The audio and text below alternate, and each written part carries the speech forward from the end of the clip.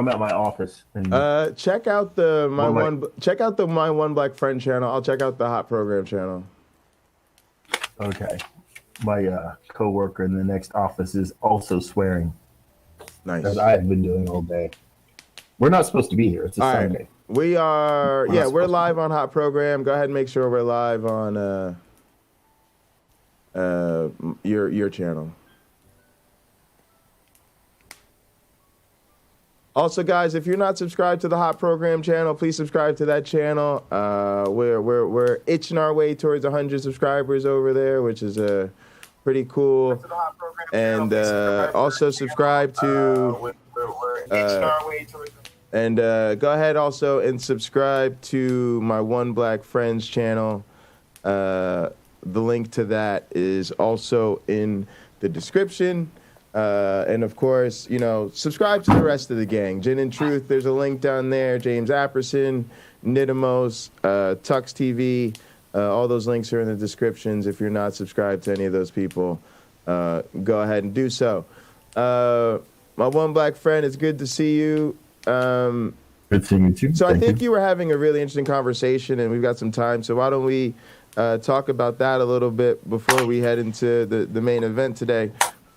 But let's do our introductions. Y'all already know what it is. Welcome to Hot Program. I am, in fact, Pocket Locker 86, your host with the most, all the way from the East Coast. And as the holidays approach, I feel that pull towards the East Coast. I want to go home. It's been a long time since I've been home. And now a man who used to put the in Christianity.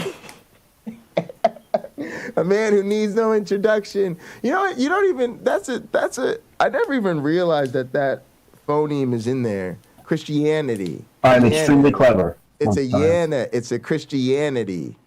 Yeah. Yeah, because it's like in the middle of it. But there's a in there. Mm-hmm. There really is. Yeah, in there. A lot of my intros that I write are sort of that way. I think the English language is quite fun. I've dabbled in Bulgarian, in Kartulad, which is the language of Canadian Catholic, and Spanish. I speak none of them well. Right. I was on my way to being fluent in Bulgarian, and then I left Bulgaria.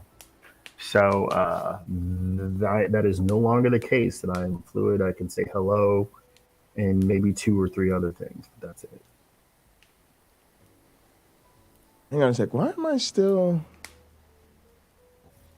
And my phone is not responding, so I don't know why that is. You know what? I'll close out YouTube's app. And then I should be in this one where my camera is. Boom, there we go.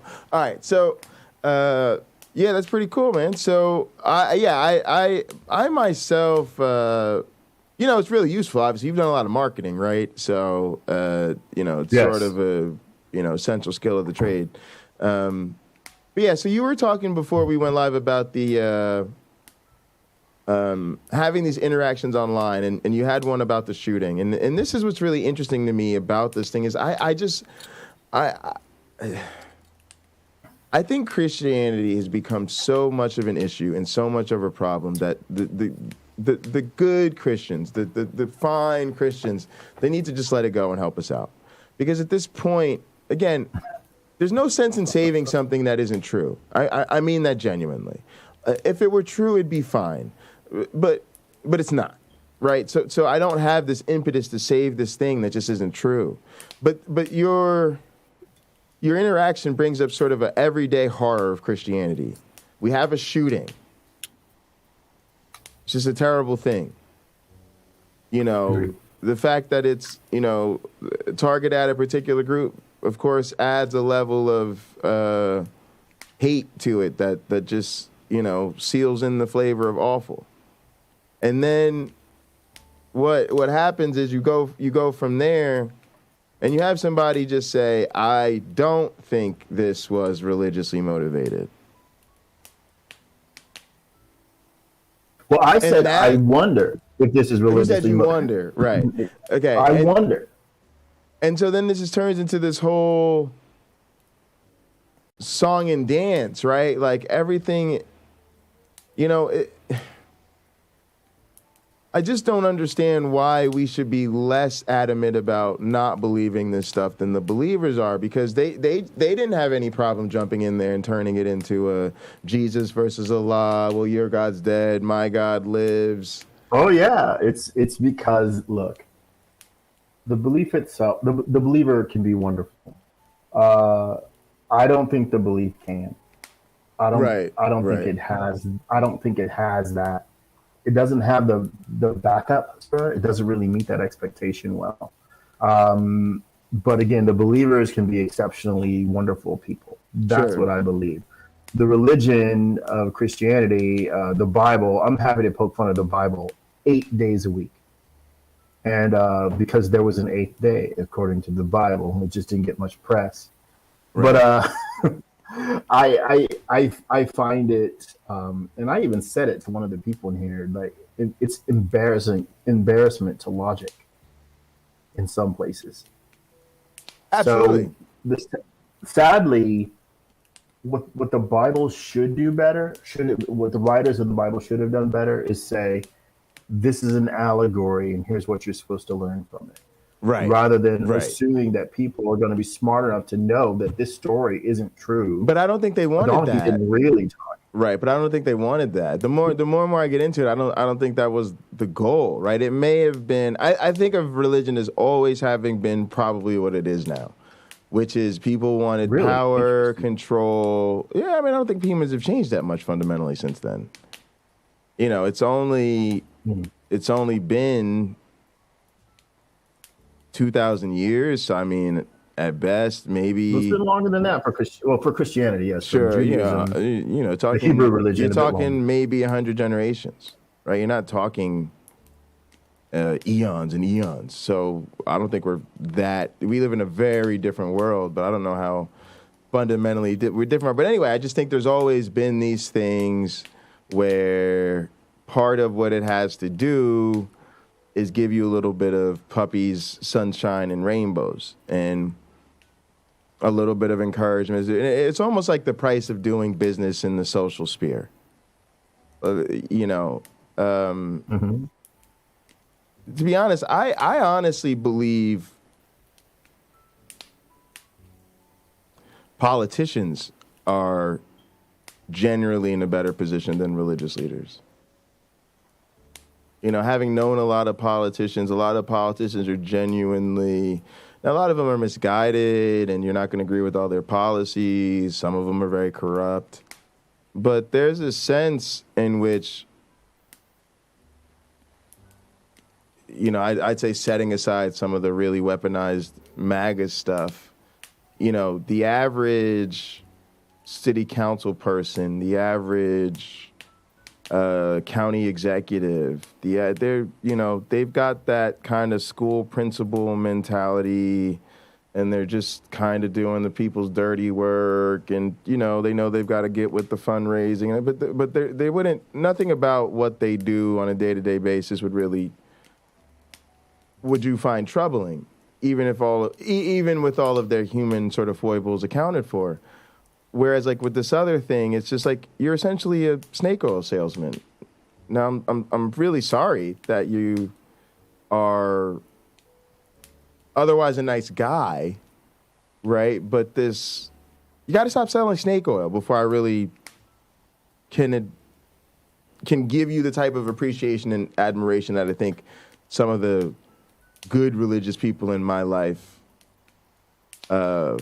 want. Now, the good news is, the real good news is, they don't need religion, especially not really good people, right? So if you say, I think there's wonderful believers, fantastic. If they're wonderful people who happen to be believers, guess what we know about them? They definitely don't need religion. No. Now, They there are don't those know people that would that, tell us, but you know what I'm saying? But yeah, go ahead. well, there are those people that would tell them that Jesus, the message of Jesus, be that the words he spoke or the fact that he existed and allegedly died for their sins, changed their life and made them a better person. All day long, I'm going to tell that person, amen. You stick with it. But then there's the people who don't need that.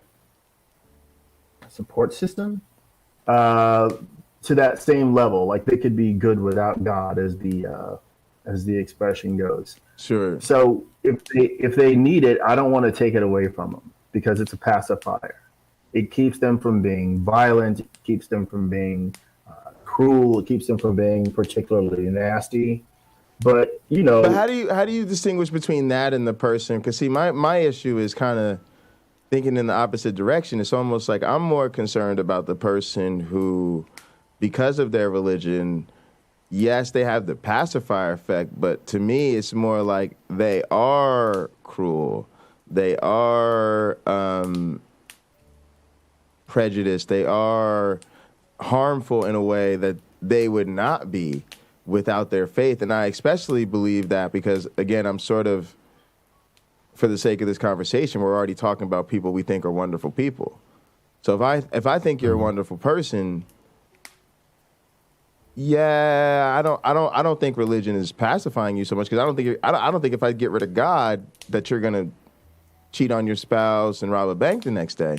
But I do think if I get rid of some people, they will say that. No, absolutely, you're absolutely right. No matter of fact, and it's one of the most disappointing conversations I have with Christians I know, right, where they go to the sort of, well, I'd be a awful blah blah blah blah blah blah blah blah without Jesus, and I'm just going, I don't believe that, but it's pretty awful that you are willing to say that. I guess what I'm thinking of is most of the wonderful people I know who happen to be believers, they've got more prejudice, bias, and bigotry in them than they would have without Jesus. So I'd be more for getting rid of that. Although I do think I just don't buy the pacifier argument. It's a great one, but I think it's a form of, yeah, I mean it's a form of it's a defense mechanism, right? Thank goodness, yeah. Yeah. If a person is going to go out there and be a murderer, rob, and steal without God, that's probably what they really are. But the fact that they have a God belief and don't go out and do those things truly shows who they can be. And if they have to trick themselves into being good, so be it. Tell me what I can do to help. Yeah, yeah. Maybe I can make the illusion stronger. Yeah, maybe I can. Casey I Randy said know. they get caught in thinking traps. God's ways are higher. Who are we to question God? And then the guilt because J-Dog died for you. Yeah. J-Dog. Yeah, it's a pretty... Thank you for making... That is the best thing I heard all day. It's J-Dog. Fantastic. But, yeah, I don't... And again, and I even think that's a stupid idea, right? I was thinking about this the other day. Christians just can't have it all. I'm sorry. You just can't have it all, Christians. I'm not going to think you're nice and wonderful and smart and on and on and on if you're 35 and you're still a Christian. I at least get to say you are basing a lot of your identity on something I don't believe in, and there is a reason for it. Now, there's a spectrum. Some of y'all, let's just face it, you ain't that educated. Some of y'all, you've been living in a bubble your whole life. Some of y'all, you're just not that much of a critical thinker. Some of you, you're caught up in the family, friend, socialness, and the social ties to the church. But there's a vulnerability in your life, and part of the privilege that they just don't get to have, at least not with me, is just this demand. We were kind of talking about this with Jordan Peterson, where I get really irritated that Jordan Peterson always gets everybody to bend over backwards and talk about how smart he is. But that's a problem because smart people don't do the things he do, so he's not held accountable for what it means to be given that attribute. And again, just don't hype people up. Like, I love the game of basketball, but nobody's going to sit here and pretend, oh, Jay, you are an amazingly gifted athlete. You have a wonderful 3-point shot, and I heard you can dunk from the free throw line. It's just not true. I might want those things to be true about me, but they're not. And the problem is there's certain things, and I believe, and this doesn't just apply to Christians. This is a thing, a problem in our society. Intelligence became a thing that we started to take for granted. And maybe it shifted with what they call like the culture of, everybody's a winner. Everybody gets a participation trophy. There are no losers. Let's not do everything by points. Let's not rank everybody. Let's stop making everything a competition. Now, we know there are short and tall people in the world. We know there are really good people and really evil people in the world. But who are the stupid people? Intelligence somehow became a thing that everybody has to have. And beyond that, here's a lie we tell ourselves all the time. Most people are above average intelligence. That can't be true. No, you'll never hear me say that. I know you won't say it, but the more intelligent of the less intelligent people hide. They hide it. They're not that bright. They hide it. Right. But it's the ones that don't hide it. They're almost easier to deal with. Right. Because you can see it. Yeah. I don't have to make any assumptions here. Right. No, that's a very good point. The closer you are to average, the easier it is for you to fake that you're average or even above average, which is true. Yeah. I had an intro for this show, and now a man who was disappointed when he realized the average person was average. And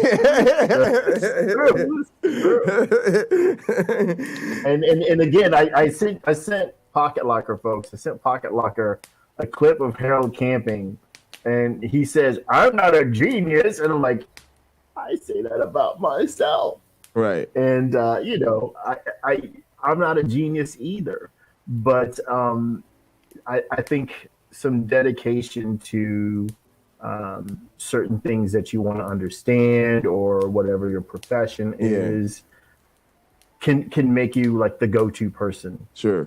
Right. So now for a couple examples, like the consequence of that to me is everybody can't be smart. The same way everybody's not tall, everybody's not really intelligent, and it's really important. Now, here's what we mean, I think. Humans are smart. So you have to remember that the baseline, if you're saying someone's really smart compared to my dog, well, yeah. You know what I'm saying? In other words, you have to remember that we're talking about relative to other humans. So yes, all people are smart in the sense that they can tie their shoelaces, use a computer, drive a car, and all of these things actually take quite a bit of intelligence, right? But now we're talking about relative intelligence amongst other people. So where am I going with this? It just becomes a problem when people trap themselves in an ego bubble. And one of the things is, what it does is people don't realize where their areas of improvement are because nobody's telling them that they need to improve in these areas. If you keep telling your dumb uncle, oh, hey, uncle, you're a really smart guy. You've got some really great ideas. I just don't agree with you about QAnon. You're actually hurting yourself.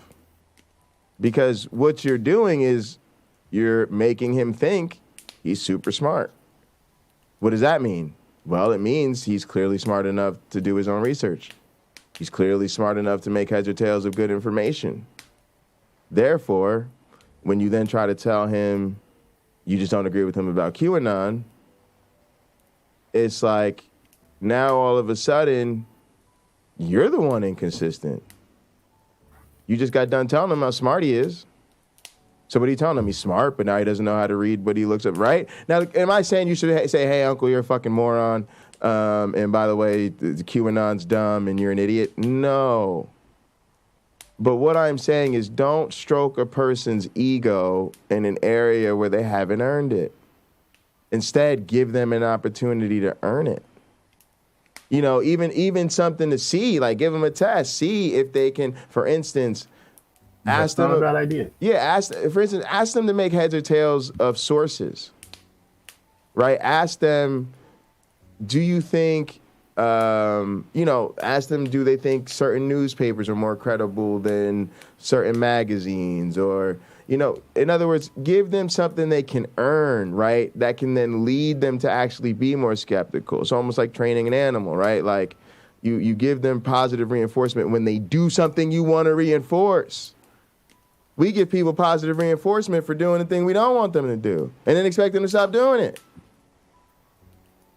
And I just think that that's the problem with Christians. At some point, it becomes our fault because they're doing something dishonest, unintelligent, immoral, wrong, and we won't stop telling them how wonderful they are. So whose fault is it really? I think it depends on the person. Sure. For instance, yeah, go ahead. My best friend's mom, who's like a mother to me, and I call her mom, she's no Kenneth Copeland.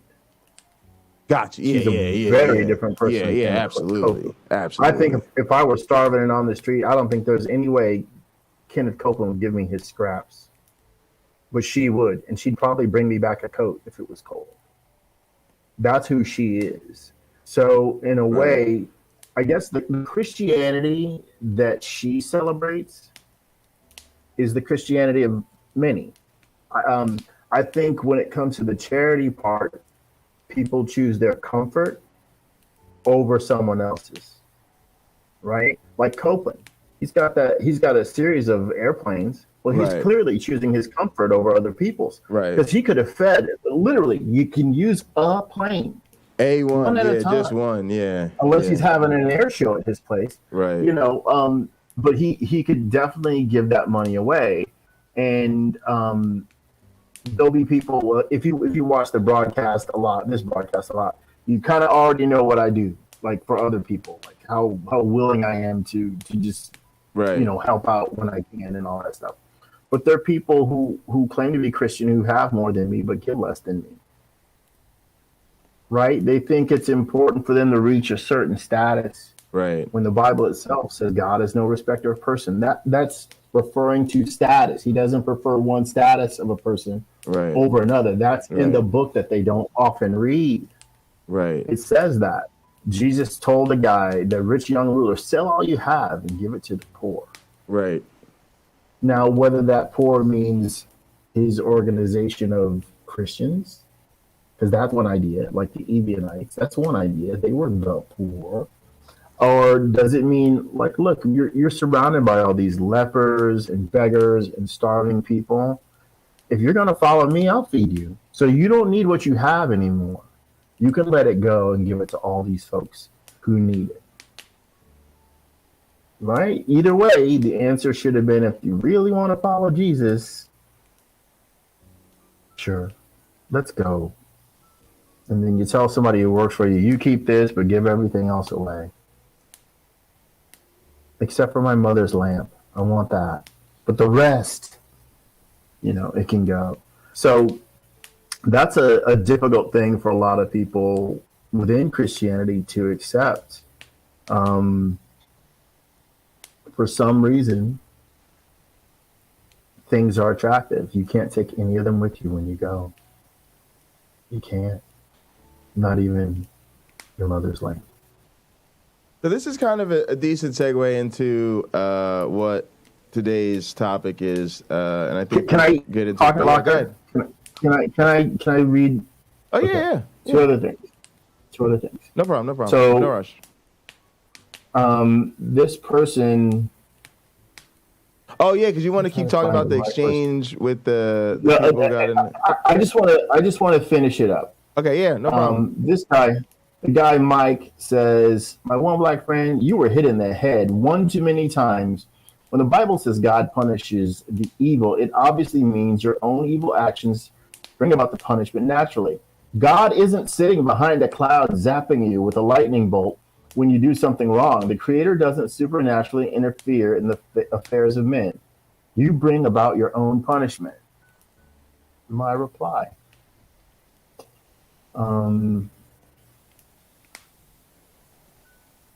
If it comes down to us insulting each other, Mike, we both lose. The importance of facts are obscured by the insults of people that don't even know or care about each other. As for your God, he's definitely not sitting in a cloud zapping people because he doesn't exist. By the way, if you actually read the Bible, there are some things you'd be interested to know.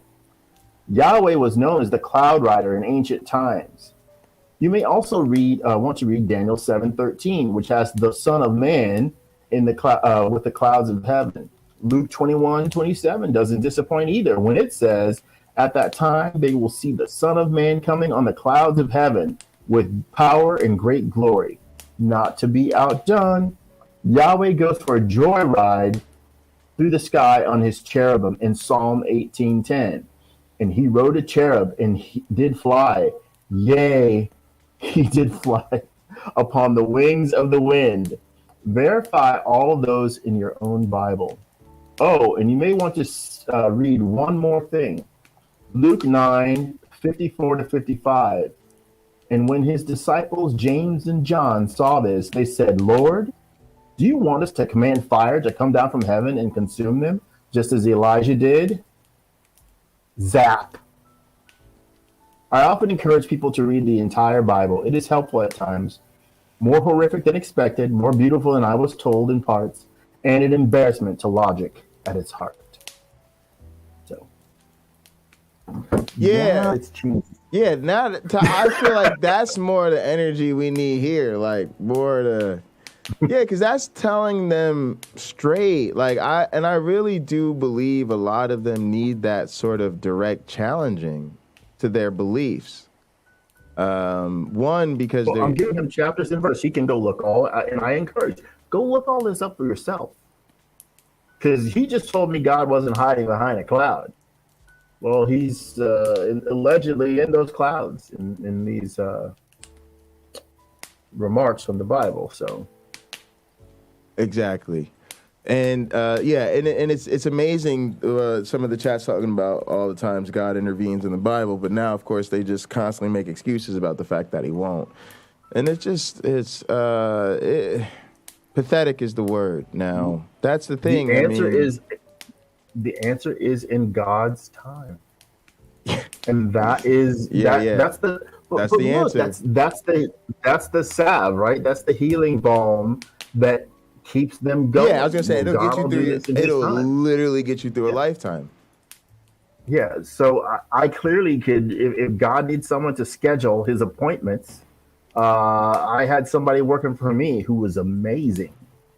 So she can work for him and get him back on track with all this deferred blessings, right? Stuff that he has not going on, but sure. Right. All right, so you ready to? So can we segue now to the other thing? By all means. All right, so the deal with this is to talk about the limits of allyship, and it kind of spins off of some of the stuff that's been going on with, everything with PineCreek coming out. I call this coming out party, but unmasking. Is there a word for this? Like maybe we should call it unmasking, right? When a person just comes out as who they truly want to be,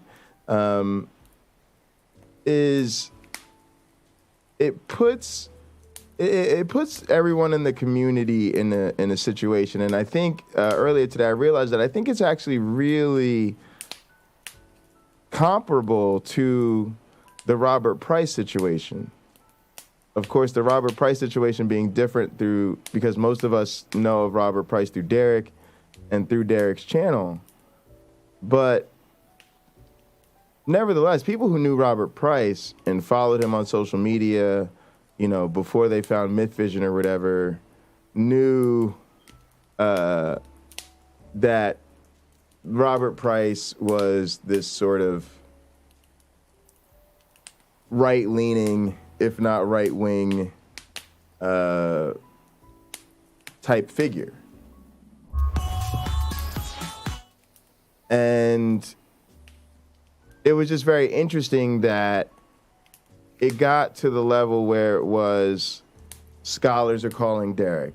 And, you know, everybody's hitting up Derek with it to the point where Derek has to say, oh, okay, I can't have this going on my channel. You know, it's causing too much of a problem. It's bringing too much negative attention, whatever it is.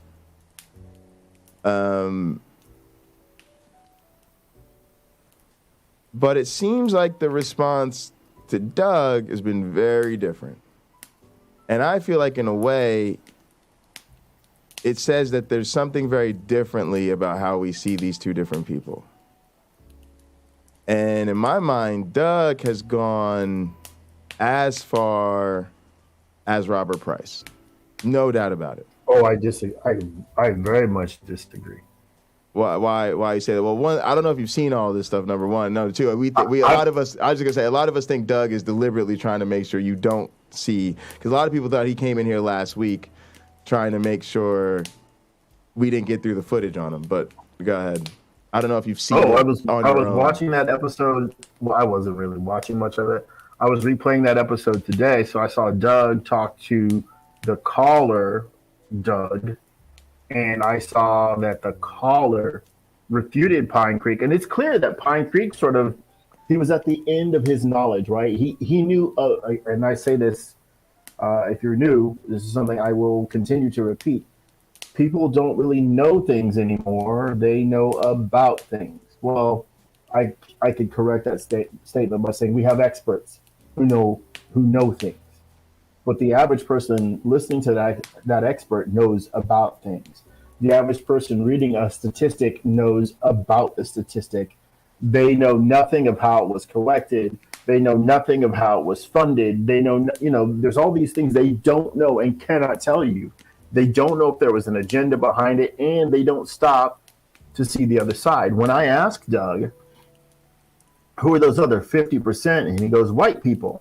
Well, I'd be willing to bet you, if we really looked at it, if we had the hard, correct data, it wouldn't be 50% white, nor would it be 50% black, because we have all these other ethnicities here that joined us in the United States of America, who are also subject to the same problems that the rest of us are. All right. Well, when I say he's just as bad as Robert, he's gone just as far as Robert Price is. Doug absolutely used weaponized awful language against LGBT people.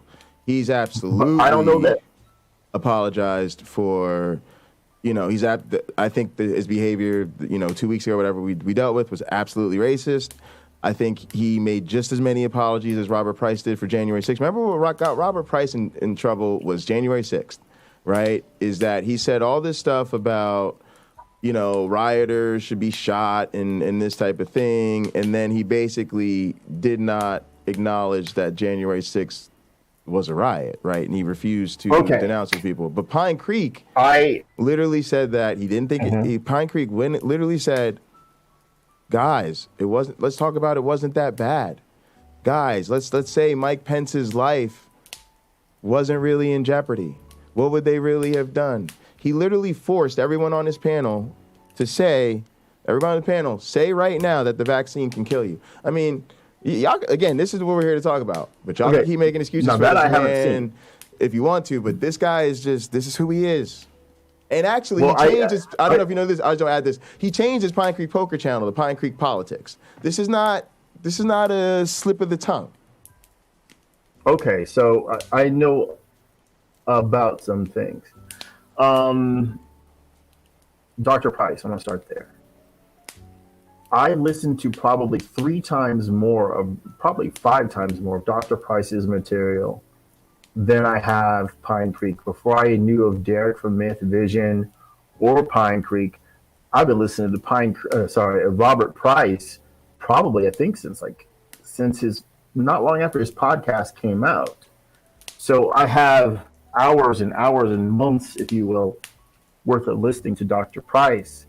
And the issues that came up in that conversation rarely did about the interview that PineCreek did with him specifically. That's where I got an idea of Dr. Price's politics. Right. So what I'm saying is, in a condensed manner. Sure. So for most people, a lot of people are on that journey with you, but even less so, right? Because you said because they really didn't get to Price till Derek, right? But what I understood from other people of color in our community, like Deaconess Annette and some others, is that No Name was talking about this, was that Robert Price had been this way for a long time on Twitter. Because what really had gotten Robert Price was social media comments.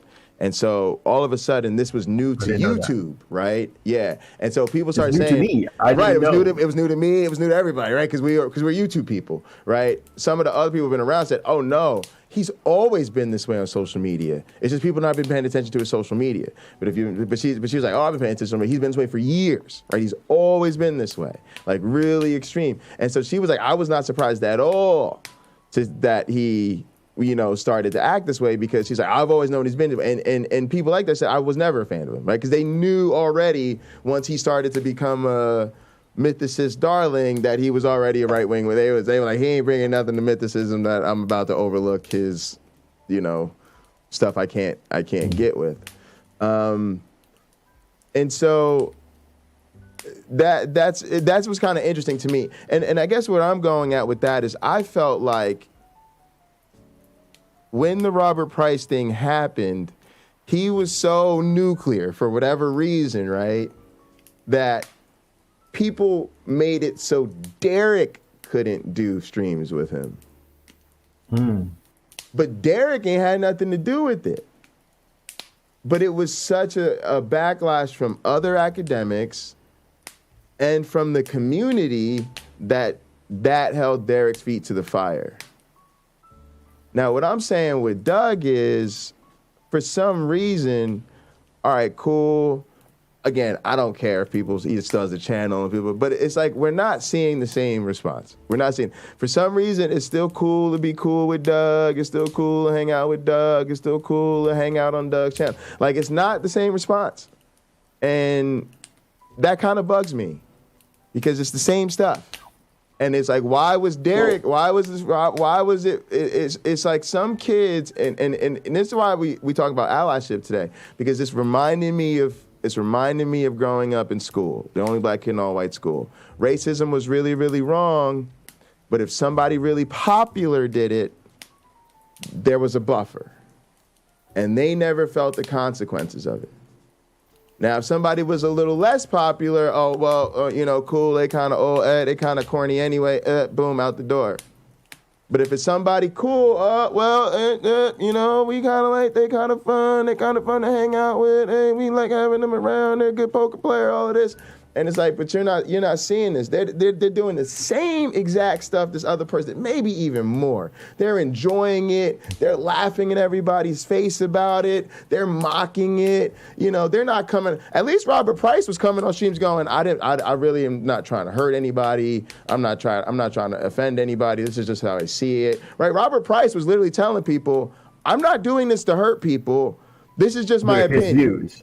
Yeah, it's just my view, but I'm literally, PineCreek is like, I'm doing this to hurt people. I think it's fun just to hurt everybody's feelings. Gets a pass. What's up? But I don't know which day it was last week. Doug said he has a channel just for politics now because he hurt people. So to some degree, and I know I can't play you what clip it was, I didn't know we'd be talking about him today. No, but he stated that, and just so you know, he stated that. And that he has a different channel? He said there's a politics channel now, and he's keeping his politics over there because he realized he hurt people. So I would say on a level, I think it reached him. There's certainly when he had to go, I wasn't done talking to him. Oh, okay, yeah. But no, I wasn't, because when for the folks that don't know, I sort of got to be a fly on the wall for Pocket Locker and PineCreek having a discussion, and PineCreek is sort of listening to Jay, who was very passionate about his opinion in PineCreek, sort of just taking it all in, and I think to some degree not fully confronting what was being said to him.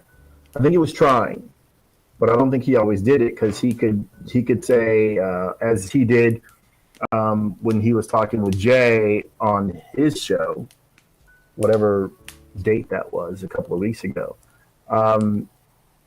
Did I say that? Did I say that here? Did I say that now? I guess no. That was last week. Yeah. Did I say that today? Did I say that today?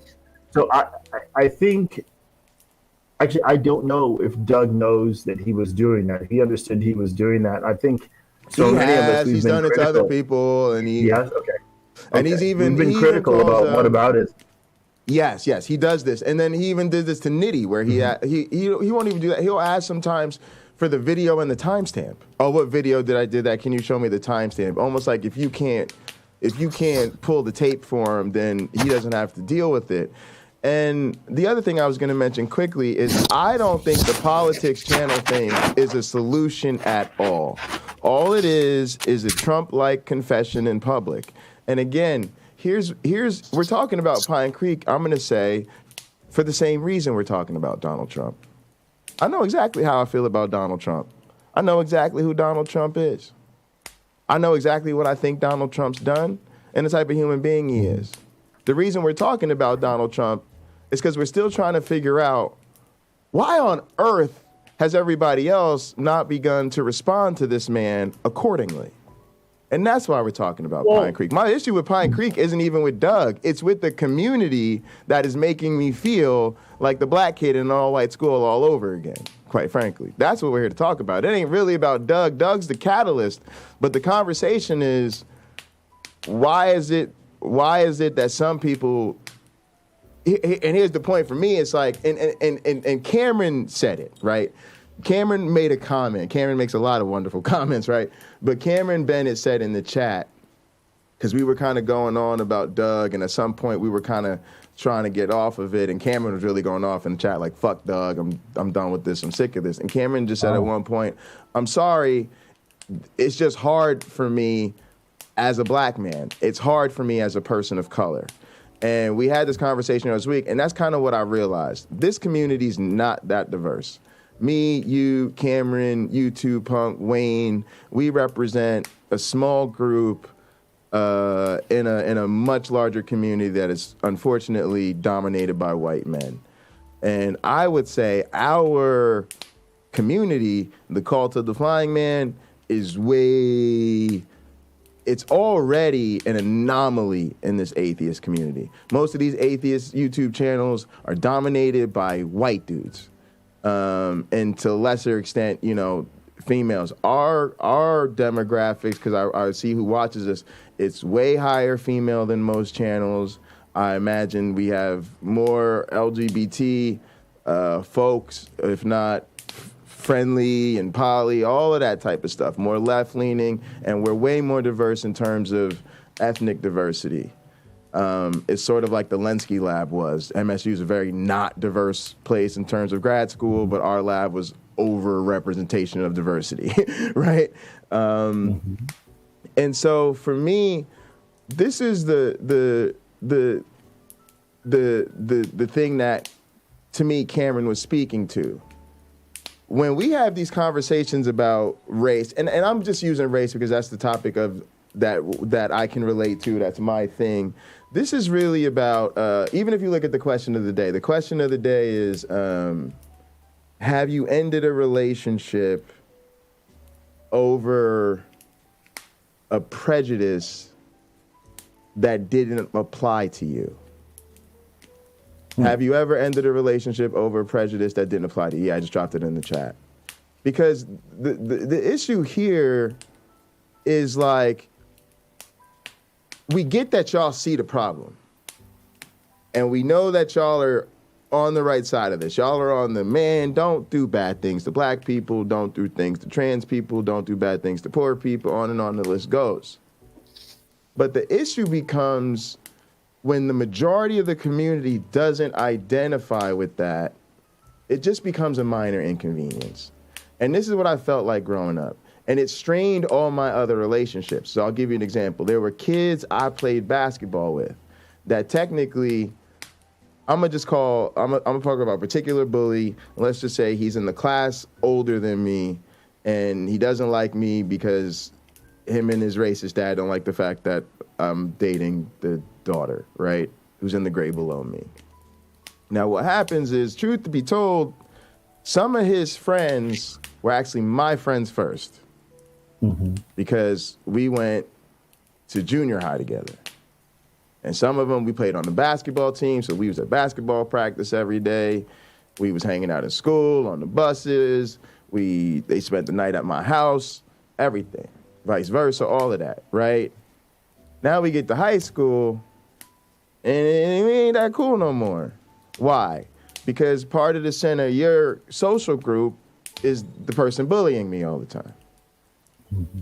And while you're not bullying me, and while you recognize it's pretty fucked up that they're bullying me because I'm black and I'm the only black kid in the school and I could really use some help right now, I get all the excuses of why, if only I knew him, he's such a blah, blah, blah, blah, blah. And, but he's cool and he's soccer player and all the girls like him and their family's popular, blah, blah, blah, blah, blah. And all I'm hearing is a bunch of nonsense is more important than the fact that they're a bigot. And what happens then is that's how privilege works. Privilege means you don't face the consequences that everybody else faces. So if I don't get along well with other people, there's social ramifications and I probably can't afford them. But privilege means you can make a YouTube channel and just want to hurt people's feelings. And maybe you just get more popular off of that. Or maybe, nobody's really having a problem with it. But it gets to a certain point where it's only those social consequences that really matter. Like I always say, my school wasn't ever going to suspend him for it. The girls weren't ever going to stop acting like he was hot shit because of it. The homies was never going to stop kicking it with him over it. Mm-hmm. So he was never going to change. Because all of the people who could bear the consequences that would force him to change, or at least try to get right because there are consequences, are making excuses of why they should not be the person who has to do it, right? And therefore, it doesn't get done. So James Apperson, James, I don't know why James isn't here. James, feel free to call in if you want to holler at us. But James was basically saying, his way of saying it was, okay, you may not be the bigot or you may not be the prejudiced person yourself, but I noticed it wasn't a deal breaker for you. And that gets hard to see. Now, here's the rub. It's difficult for me to see because we're dealing with mutual friends. It's going to be difficult for those mutual friends because they're in the middle of an awkward position. It isn't going to be difficult for Doug because he doesn't care. James, come on, get tagged in, but go ahead, my one black friend. Well, perfect timing, James, because my bladder. James, bladder. James, we need your bladder relief. Yeah, I need you. Well, it's very interesting, and of course, James's comments are a very powerful ones. Those are yours. I'm going to sound like a therapist for a moment and say what I'm hearing. So what I'm hearing from you, Pocket Locker, is that you want the world to be a better place now than it was when you were a kid in school. Right. Definitely. So you fully expect to see some improvements in the world, but you're not dealing with the world, in a microcosm as school is. You're dealing with the world at large. Mm. So I want to just let you know it's much tougher. For sure. If you could see that kid that used to pick on you in school, or the kids, I bet you every single one of them's a better person now. Absolutely. Because they saw how time went by, and how, wow, I could really make it hard for someone, or they could really make it hard for me with little to no effort. And so they decided, I'm going to be part of the solution, not part of the problem. There are other people who probably used to be much worse, and still have a long way to go. And I think that's what we have to realize. I think a safe and important thing to do, you've done it, is to distance yourself from those people. Yeah. You may have to also accept you can't change them. Yeah. And you may have to also accept that would be a colossal waste of your time. Yeah. Wow. I haven't listened to Dr. Price since even before the controversy. I've merely been too busy. You know, I've met him in person, and he was nothing less than kind to me. And he had questions like, "Hey, tell me about yourself," blah blah blah. And I met him at an atheist convention in Orange County. I don't know how many years ago that was, when I still believed in God. I wanted to meet him, so I went to an atheist convention because he was speaking there. Right. Took the day off work and everything.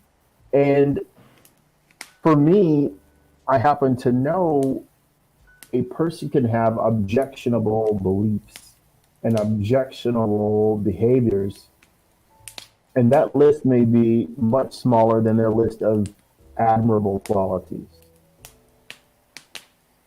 I would say you can't pick and choose who that person's going to be. That's up to them. So if you can't stand the way they are sometimes, you certainly won't know when they're just going to become like that while you're sitting around there, or while you're listening, in our case.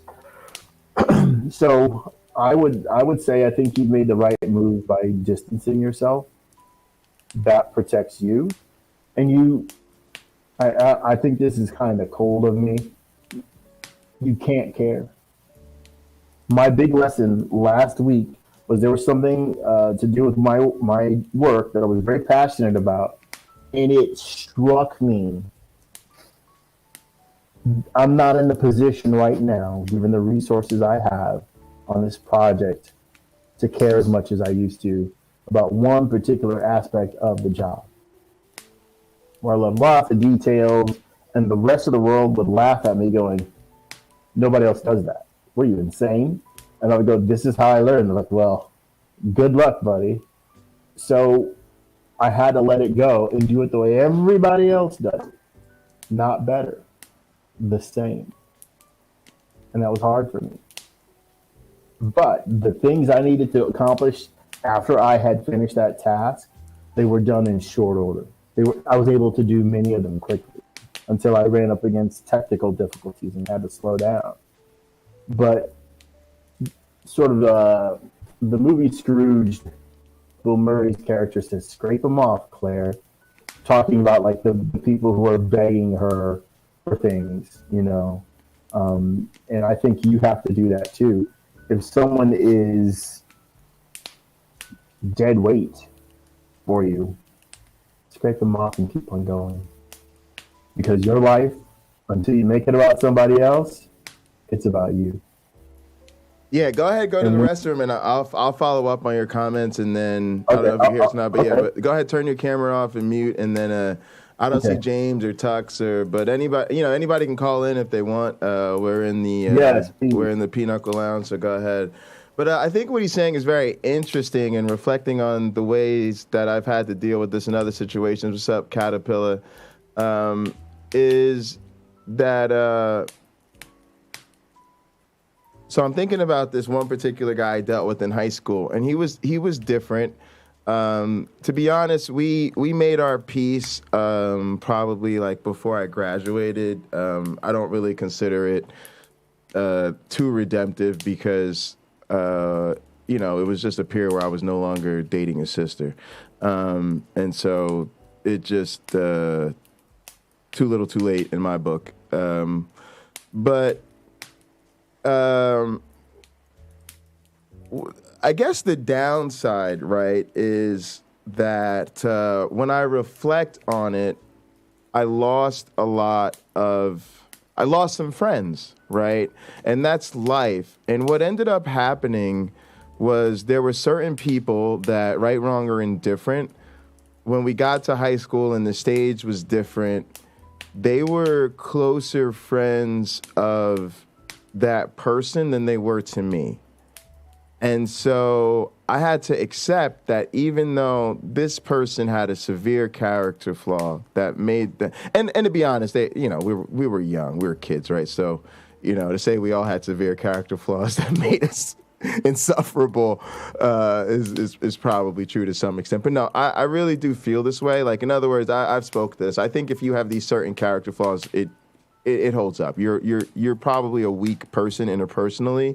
I'm not saying that doesn't mean you're a good time, or that doesn't mean you have some friends or some reason people like to be about you. But I do believe that certain biases and prejudices are indicative of truly insufficient maturity and character in ways that I believe definitely manifest with anybody who makes the mistake of being too close to you. Because that type of insensitivity or blind spot will come out in other ways. So I don't buy the, they're just so whatever enough, because I know that's how I am, right?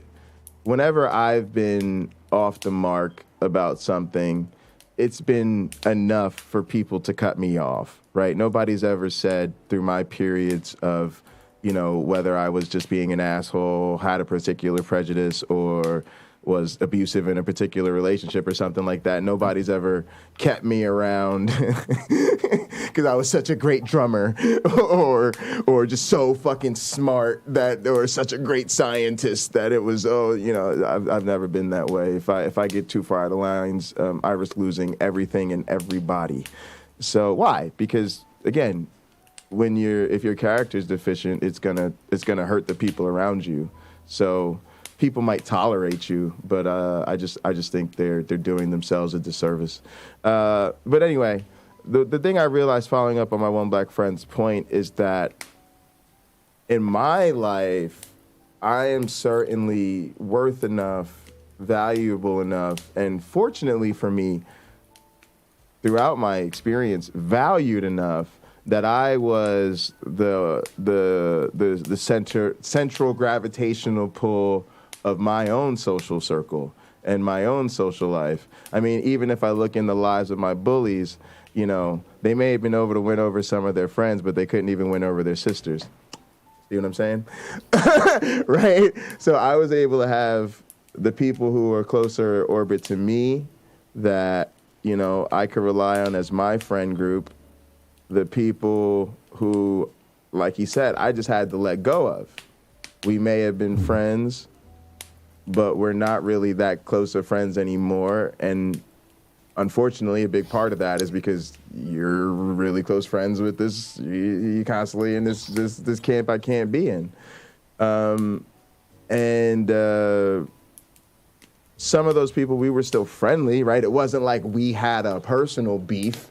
So, if I saw them in the hallway, it was, what's up? You know, if they did good in the basketball game, I cheered for them, and, good game yesterday. We didn't become enemies. We just weren't friends. We weren't gonna kick it on the weekend because they were gonna be with him and I was gonna be with not him. And I was gonna be, right. And, we could still be friendly. And I think that's how this is. Like, my people are not Doug's people. And my people ain't with Doug. My people are mostly, we don't watch Doug no more. Most of us have unsubscribed. Most of us are not PineCreek friendly, and that was the point of this, was so that I could show people where I was at.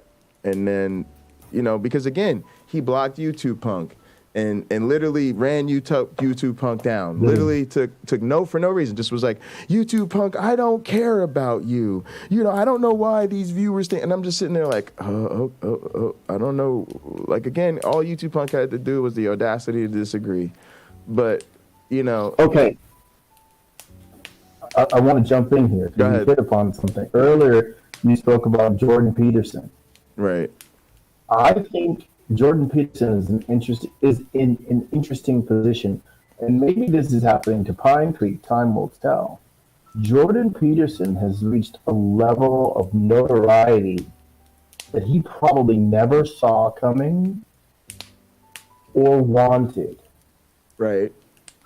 And now he has the responsibility, which I don't think he ever wanted, of being an upstanding individual with no flaws. He is extremely flawed. And so, in order to keep that, so maybe to some degree, he now needs the crowd. And so he keeps showing up for events. He keeps repeating himself more than me.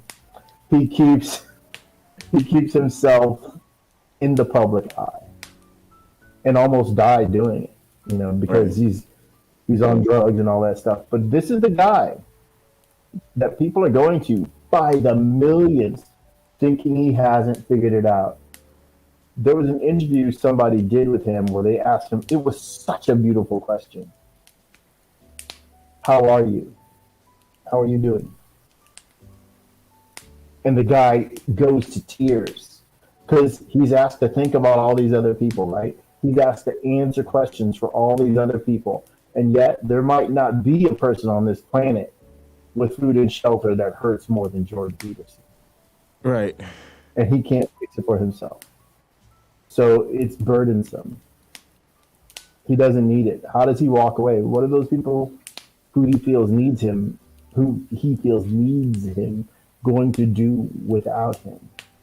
And maybe that's an awful feeling, so he can't walk away because he doesn't have answers for that. So we'll be just fine, Jordan. We were good before you got here. The same is true for PineCreek. I was thinking exactly that. Like, it's just fine. Your life's going to be just fine. And if PineCreek wanted to walk away and just do politics and not mess around with religion anymore, he'll be fine. Yeah. If he wants to just shut it all down, give his microphone to somebody else, yeah, he'll be fine. So there was a shift in the conversation, and I thought that was sort of worth getting your take on. So Sean joined us, and he basically described it as already. What? No, not today. He's come and gone? No. I'm just saying Okay. Previously, earlier in the week. He said, okay. And he said, he asked the question of, how many racist jokes do you tell before you're just a racist? And, Nitty asked the question of, because all the Kanye controversy. He said, how many times do you get coffee with Kanye before it's just, you just cut ties or whatever? And so I think that's some of the thing that people are still working their way through. But I think you kind of hit on it, right, is we're fine without this person. So we're going to go that way. And then,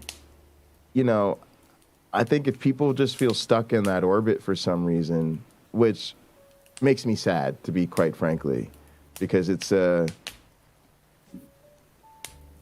don't think there's a community there, right? I often thought of this as, it would have been nice at some sense if PineCreek cared just a little bit, if only for the sake of growing his own channel or buzz or whatever, because it would have been nice to have a little bit of a rivalry over, the cult of the flying man, where PineCreek tries to say, it was just, I came up with the flying man. I go, but not the cult of the flying man, right? But that's what you, and again, I'm going full therapist here. That's what you want. Right. But that was my right. That's not what the other person wants. You're on your own. Right. Exactly. So that's kind of where I was going with that, is to say, like, it was dumb. Like it's too easy, right? It's not even. He doesn't even want it. He doesn't even want it. Like, it's not his thing, right? But that's kind of what I'm saying. So if you're in the orbit of us, then in my opinion, that's a pretty good place to be, because if you stay in the pool of a community, then good, because you're in the orbit of a community that actually cares about community and wants to keep you in orbit because we care about community. But it's kind of sad if you're in orbit of this other situation, I guess, because it's just enough fun. You're having enough fun over there, but it's kind of like, hey, that's cool. Because I just don't see it's not I don't know. There's no growth mentality, but it's whatever. Like I said, the bigger thing is to discuss the limits of allyship, right? So it makes me think about being in undergrad, right? So fast forward a little bit to undergrad. like I said, that was sort of I felt like when the acronym changes, but it was when LGBTA was the thing, right? And that was lesbian, gay, bisexual, transgender, and their allies, right? And Oh, that's interesting. I didn't know about that. yeah. And so I identified as an ally, and I thought what was powerful, at least in my framework as a young man, was trying to adopt as much of the in-group as possible. I almost think of a James Apperson or a Dan Gaby, some of the white people who are just so... They want to be as anti-racism as possible, right? To the point that they want to identify with the in-group, right, of people of color, right? How can I do everything I can to make this world as good as it can be for people of color? That's how I felt as an ally. So it was like, if somebody got beat up on campus because they were gay, we got attacked. Right, as the LGBTA and the allies, we're in here as we got your allies is pissed too, right? And so this is what I mean, because to some people, allyship is, and I hate to say this is where privilege comes in. And it's not even a bad thing. And what I'm gonna say might sound like it's gonna hurt some people's feelings, but maybe it's just something to think about. For some people, allyship means having the right opinion. Right? Because you live in a world where these issues may not affect your day-to-day life, or that you're aware of, or you may not be, sensitive to these things. And so mostly these are things that are, I hate to say it, but they're topics of conversation. Maybe they can be expected to influence someone's political leanings or which way they vote. So for you, it's a philosophical thing. That's what gets me about some of these things, right? Some of these things that you say I get passionate about. I get passionate about it because I'm talking about people's lives. Like Uncle Bobby said, one person's joke is another person's battle cry, right? It's like, y'all get up here and, let's have this chummy white boy conversation about the philosophical merits of taking this approach or that approach or the approach LGBT, and maybe we should tell LGBTA people they're not, right? And it's like, bro, you talking about people's lives, so we ready to throw hands about now. But I'm trying to acknowledge favor or I don't know, charitably, that for some people that's just what it is.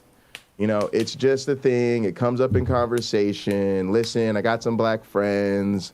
Racism is wrong. Let's move on. Right? That's what it is for them. Right? For others, it's Well, can I just jump in on that? Yeah. I think people get into tough spots because in the example you just gave, you may not be able to reform a person if you simply walk away. If you are around friends that are saying objectionable things about this group or that group, and you say, you know what, you guys are a bunch of a-holes, I'm out of here, I don't think like that, and then you walk away, what reason do they have to view your conduct as the right way? If you stayed there and you started getting, and maybe I'm asking too much, a bit philosophical with them, like, why do you believe this? And then you use that sort of Socratic method to get them to say what's going on. What's going on with them? Why is that comment there? Why did they think it was okay to say that around you, and why it isn't? If you aren't communicating that, then you're probably not going to ever see the real them, because you won't be around. You'll be off with another group of people. But what do you mean? Because I don't know. Sometimes I feel like that's the problem. That's what I'm saying. Like sometimes like they want to sit around and have these conversations where it's like somebody's just outing themselves as an asshole, and we just need to move on. Like I just don't, because to me that almost feels like what they get. Like what they get is, oh well now, like, because I'm almost saying, because I think you're right, but that's what I don't know, because I feel like that's the problem. There's a difference between somebody who is like, all right, uncle, let me explain to you why it's not okay to ask people what gender they are or something, right? Like that's one thing. But again, there's a point where somebody is really on something, and I don't know, it just feels like, well, again, I think we're on the same page about this, actually. What I'm saying is, for some people, that's where it is. It's an opportunity to have a conversation, right? Whereas for other people, it moves into the realm of, no, there's an issue here, and we really need to address it. Other people move it into the realm of, it's a deal breaker. Because, like, James Apperson spoke to a situation. He's dating a young lady. She's kind of racist. There's a lot of racism in the area. He sees dude walking the wrong way. Really? Yeah, he wants to, not now, just previously. And he wants to help this guy out. And the young lady's with stops all but short of saying, I'm not going to pick him up because he's black, right? Oh, you don't pick up black guys. And then so she goes on and on about her suspicion of why it's justified for her not to pick up a black guy. Now, look. I don't even remember how that particular story resolved itself, but at some point, it's like these people have to face consequences. And I'm sorry, I just don't think we live in a world where this talking to is consequences. And I don't think with a lot of these people who are intelligent enough to know exactly what they're doing, that is really productive. I think what's actually happening sometimes is the person who would consider themselves the ally, somebody in the chat said performative allyship, feels better about themselves because they did something that was easy for them to do, have the conversation, rather than something that would be difficult for them to do, cut this person off so that they actually start to feel the consequences of their stance. And some people just will never do that because they don't have to. And that's kind of the point of the conversation. We're saying racism is harder for people of color, right? It's to say, I get that to you, this is just, you know, one of the cons, and then you got to balance it out, and the person has many pros, not you, my one black friend, but to a white ally, right? I get that to them, this is just they're a really great person. This is just a spot that needs some buffering out. Okay, but once we try to buffer it out and we realize it ain't just a buffer, that's their new thing. Matter of fact, they about to make that patina the whole paint coat, right? A lot of people's like, oh, is that patina coming through? Let's buff that out. Let's get the little paint job going because we don't want that patina to spread, right? But you were like, no, patina is the look, right? This is going to be covered in patina. I literally have a vehicle where patina is the look. Yes, it's going to hit you in the face with the patina every time you see it. Patina is the plan. It is a how to, and what are you going to do? You're going to have a whole YouTube feed and social media feed of how you create this patina card. That's this person now. I got a channel. Hey, this is the channel where I hate on people. Yeah, like even the political thing, like, I get that it's a separate channel, but that's not the answer. It's like Rebecca. It's more the confession, right? Rebecca used to come on atheist channels. Most of us didn't even know she had her own channel, talking about if only I could stop being a young earth creationist, I could just be one of the cool kids. When did we start to suspect that that was a tactic? When we realized that she had her own channel and all she did on her channel was apologetics. Now, when did we really know she was full of shit? When we realized we had a second channel that she rarely talked about on her first channel, dedicated to anti-evolution, called Examining Evolution. Now, no, right? Because now you are part of the empire. This is part of your grift. This is part of your game. You literally dedicated a channel to it. So it's the same thing with PineCreek. Yeah, you might say, oh, okay, I made a separate politics channel so that I could keep them separate.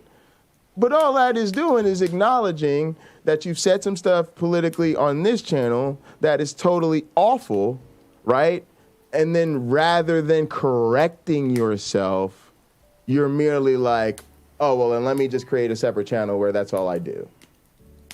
That's not a solution. It doesn't help us. That makes the problem worse. You have a whole separate. No, it's not a solution.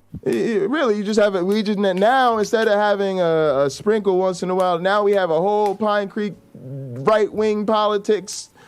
That's all it is channel. How is that helping? This is what I'm talking about. We got to start to call out people when this is not working. And for this particular case, y'all, this is open and shut, right? This is not there's a difference in this is what happens. Like, if y'all watch the sentencing, y'all should watch sentencing hearings. We'll start to watch sentencing hearings. Why? Because judges have to take so much into account, and they have to decide the difference between, oh, you literally got fired this day, and then your boss not only fired you, he told you he's been sleeping with your mother, and that you a bitch, you ain't gonna do nothing about it. So you snapped, and then you drove your car through a parade, and you killed 14 people. Versus, you have extensive criminal history in 3 states. You have committed felony after felony and evaded court after court. You have been convicted of a series of violent crimes. And on top of that, you struck and killed 63 people in the middle of this parade. Then after that, you ran away from the police. Then you lied to your mother. Then you, right? Literally, that's literally the case, right? And so the sentence has to be different. What do you do in the second case? You throw the book at them on every single charge. Max sentence, every single charge. Why? When else are you going to do it? This is right? There comes a time you have to say, this person woke up in the morning, planned to do the thing, did the thing, acknowledged the thing they did, and then they were like, guess what I'm going to keep doing? The thing. Oh, yeah, I'm going to set up a network to do the thing. I want more support to do the thing. Hey, will y'all support me on my new channel? Send me some super chats where I do the thing. All right, so when it's just time for consequences, y'all. It's just, that's it. It's either time for consequences or you don't think these things are consequential. And that's what we're here to talk about. When you're of a certain thing, if I say I'm pro LGBT, but when somebody acts anti-LGBT, I don't bring the consequence. I'm always going to be able to say, well, it doesn't affect me that much. Well, I don't think them, saying, calling you a faggot is I get that it's unfortunate. And I tried to talk to him about it, right? I tried to tell him it's not a nice thing to say to people, right? But, hey, I know there's no getting through to them, but you know what? Hey, look, when we play GTA with my club, they're a really good shooter. They're one of our best shooters. Like, what am I going to? No, we're kicking them out the club. We're kicking them out the club, right? Yeah, we're going to give them a chance to correct them, but we really find out, so-and-so's got some bigotry, poop, you're out the club. Because at some point, it's just got to be safety for the people we care about, and you're not safe. You got to go. Stop telling me, people got to stop telling me somebody's too cool to be cut off, because that's what I'm starting to hear. You're always going to be in a situation where the thing that you're trying to be an ally for does not hurt you as much as it hurts the people you're trying to be an ally for. But those people are never going to get what they need unless the people it doesn't affect bring the hammer when it comes to consequences. Or else it's never going to happen. Well, there will always be, going back to my anthropology here, there are always going to be subcultures. There's going to be a Ku Klux Klan for a very long time. And before the Klan came along, those people just didn't meet in groups like they do with the Klan. They were always out there. Always out prejudice there. of this, prejudice of that, hating on these people, hating on that, You can look at in this country the struggle that Jews and blacks have had, the struggle that the Irish had, the struggle that the Italians had. And to some degree, many of them were able to sort of assimilate to some degree into the culture and stop feeling the full might of the ire of the angry people. But there are still problems, right? Maybe, and I'm not Irish, so maybe the Irish still have it tough in some places, and maybe the Italians still have it tough in some places, and the blacks and the Jews have it tough in some places, but and so on with the other ethnic groups. Although Judaism isn't an ethnic group, it's a religion.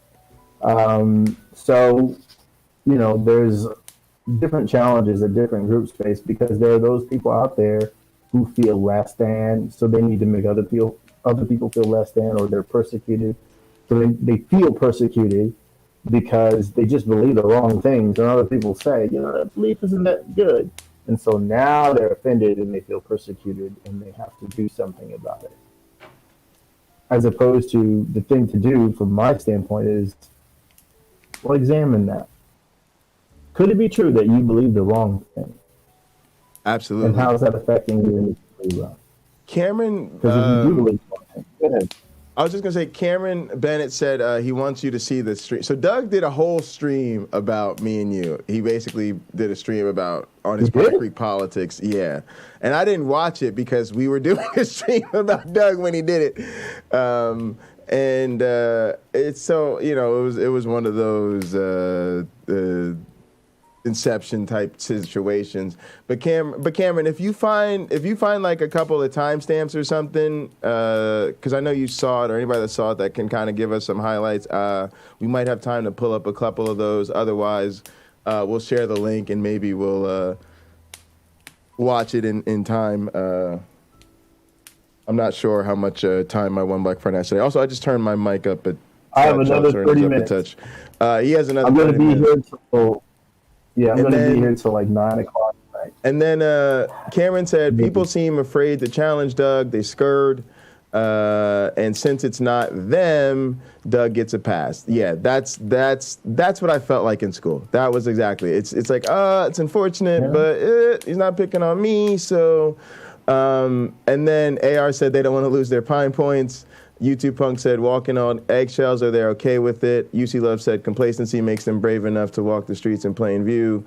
Cameron Bennett also said he didn't watch all of it because it pissed me off. Yeah, I figured it's going to be so triggering for me. But here's the thing. Well, I'm sure he likes my one black friend more because of this thing we've been talking about, like with Robert Price, where you have more experience with Robert Price, so I got more direct experience with Doug, so of course I'm gonna react more emotional to Doug, and then Doug's gonna be able to say, well, look at my one black friend is so much more reasonable. But go ahead. Can you go back to that YouTube Punk quote? I think it was complacency. Did YouTube Punk say that? Yeah, that was UC Love. Complacency makes them brave enough to walk the streets and. Yeah, complacency makes them brave enough to walk the streets in plain view. That is profound. And I think that has been a chief problem with societies around the world.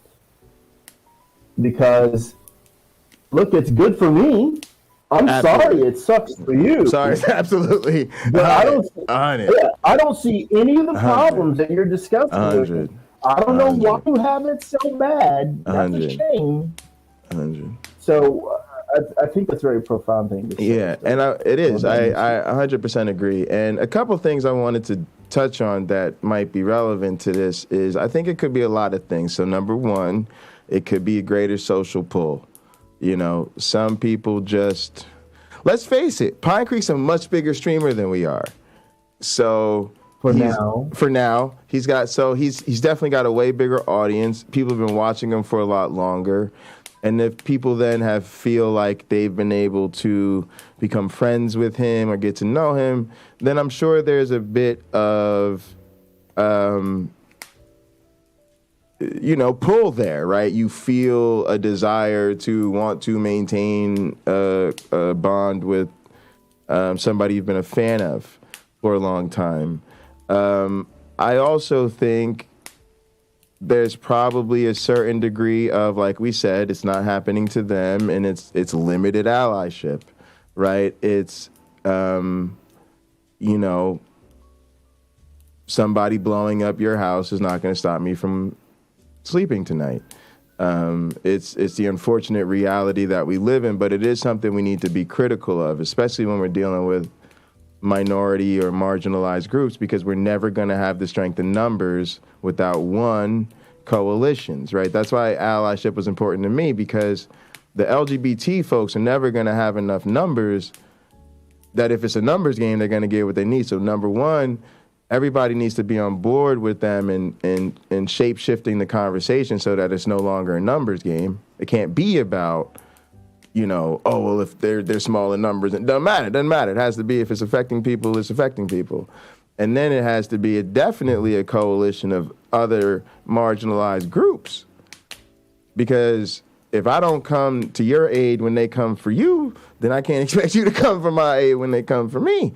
So that person may not be there anymore. Yeah, exactly. May not be exactly. So that's why I take that type of stuff. That's why when PineCreek asked me what he did to upset me, LGBT was out my mouth. The class stuff was out my mouth. All that stuff was out my mouth before I even got to racism. Oh, racism is just the thing you did today to piss me off, right? Because I heard them doing all them other things, and they were like, way too far, nope, way too far, nope. And then he came for race, and I was like, well, I do happen to be one of your black people who know you, so I can speak to that. Now I can't call in about them other things, but yeah, we were just as mad. We watched some things and gathered, and we were absolutely livid. But here's the other thing. Maybe it's a usefulness. Some of what I had to deal with particular guys I didn't like in high school, where they had a particular social status that was people wanted to benefit from, right or wrong, right? And so I joked about it's unfortunate if you're stuck in the orbit of PineCreek because he's not about community. You better be stuck in the orbit of a community that actually cares about that. But I think some people have different expectations. So I never really seen PineCreek help a channel, but I kind of assumed he'd try to be helpful to us, if nothing else, because there's both of us here and he likes you or whatever. But, that didn't pan out, and it came to be pretty clear to most people that Doug's not really trying to help anybody. Now, I think, and that includes Derek, right, from Mythvision, but I think he sees things as a little bit different if he quote unquote knows you or thinks of you as a friend. So he's clearly different with Nate, Digital Gnosis, and I think maybe some of our other mutual friends that are like his card playing buddies or whatever, maybe anticipate that they'll get more support from Doug than we get, because he calls in the Nitty's channel, and so maybe the deal is, well, he'll be more helpful to them than he was to us because, and again, that's this other filter that feels great to us but is a bit weird, right? And that ties into religion, right? People know gods, they're real strict, mean, summon the bitch, but if daddy loves you, right? If daddy loves you, then you're safe. And it's really unfortunate that he goes around smiting everybody else, right? But, he's gonna make sure you got your place in the kingdom. So, like you said, it's unfortunate. But hey, it's all hail the algo. It's all in the YouTube game. So I don't know. I just wanted to add those nuances, that all those other things that could be placed that don't require any malintent on anybody's half, but could just be sort of part of the natural social dynamics of the situation, for lack of a better way to put it. Well, for you, Pocket Locker, in this hot program we have, maybe the best idea is to let Doug go. Any expectations of Doug to be let go as well. And if he wasn't a topic on this show, that's okay, right? And he'd be okay with that too. I think our viewers, if we no longer had any PineCreek style content or whatever, but you still wanted to do the Cult of the Flying Man, that would be okay as well. Sure, I don't think anybody's going to get upset about us moving on. No, I don't either. It's just it's just been some of these other things thinking through. I think part of that will be, there will probably be, like I said from the situation before, mutual friends that I'm not as close to, and I hope they understand that. right? Like, I hope they. Well, you got to reach out to those friends. I have a friend. That's a good point. That's a good point. Yeah, I have a friend who's been worried about me because he knows how much time I've been putting in and how hard I've been working and all that stuff this year. You know, but he does a better job of calling me than I do calling him. So he's reaching out. Haven't heard from you. You okay? Do you need anything? How's it going? What's wrong? Right. That sort of thing. You can be that guy, because for a lot of people, I'm that guy. He's just better at it than me, and he does it for me. Sure. So, you know, you have to realize that that's a good thing. If you want to be there for people, do it. Do it. If you want to walk away from some people whose attitudes you cannot support, do it. That's what I did with Christianity. I read the Bible like, this God, if he were real, I could not possibly support him in any way that I see here. Yeah. There's some things I still do that a Christian could say, well, that's very Christian of you. Like, look, just because you guys wrote it in a book a few thousand years ago doesn't mean somebody else didn't write it in a book or speak it a few thousand years before that. They don't have a monopoly on good deeds. Yeah. So what do you think about this in sort of a bigger picture, like in general, right? Because I feel like this is sort of relevant on a lot of these broader issues, especially the more, hate to say it, but the more culture war topics, right? Where I hate to say we are in the middle of a culture war. We might not want to be or wish to be, but we are on everything. LGBT, marriage, voters' rights, reproductive rights, evolution, whatever it might be. So what do you do? Because I think we're in a time where I see the battle lines as drawn very clearly. I also see there's no way around there being battle lines. I'm not one of these, let's find the middle, let's work together, let's all be... Because I just don't think that's going to happen. And I think it's such a mistake. It's such a mistake to not recognize an enemy that has ill intent for you. It's so... You just ought to... If you've never experienced this, folks, you just ought to believe me. There are some people who have no good intents for you. Like, there are some people, they are literally, and I mean this sincerely, folks, because you're an atheist, they are praying for your downfall, okay?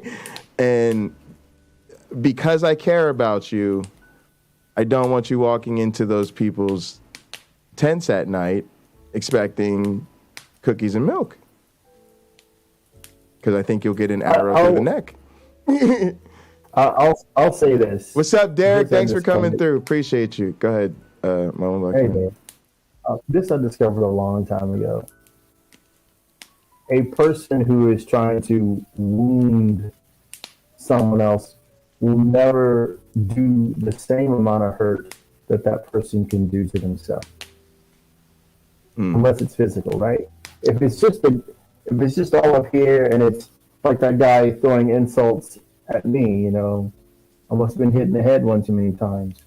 What do we get? What do I get out of hurling an insult back? Nothing. Now, if I want to demonstrate as I did, like, look, there's some problems with what you said, and it looks like you're not aware of them. He's still not going to change. But you have to remember, these days, if it's social media, the conversation is often public. Right. And a person who might have agreed with him sees my response, the way that I responded, not just in a way that's kind, but in a way that shows, hey, there's some holes in your thinking. Let me point out what those are. There's some stuff you don't know. And I'm an atheist, and I'm going to say this again, folks. I apologize if you're hearing this again. I'm an atheist who tells Christians, I'll buy you a Bible. If you want, I'll buy you one. So I set aside a couple $100 to buy people Bibles. I've been saying this for 4 months. Not one person has come forward saying, you know what, I'll take that Bible. Again, not even just so I'm out the money, right? The $35, $40 it takes. get them a decent Bible shipped to their front door. So what does that tell me? Either they've already got one, or they just wanted to be clever and like, I'm gonna get one on this dude, ha ha ha, or something like that. That's probably the likelihood. One of those two things. Thanks, Derek. I really. Oh, Derek, there was John for comments. I just want to say I appreciate that, Derek, and really appreciate the compliments. And we got to get you in Gather, man. Either to just call in, you can call in if you want, or to how was play Israel? some to play some Call of Duty in here. But yeah, man, this is how was Israel? Did he get his computer? You know. Yeah. Need a update. But yeah, I really I appreciate you having this conversation with me. It's something that I think it's a really important opportunity to think about, right? Uncle Bobby makes me think about this even with women, right? To the extent that, there's another, power dynamic there where he's always like, do you have a penis between your legs? Congratulations, you're a misogynist. But it's a situation where we've all have to think about, am I going to, really call it out and say things when people say and do things that are problematic towards any group. I think I'm also sort of self-identifying myself as really socially and politically conscious. Like I don't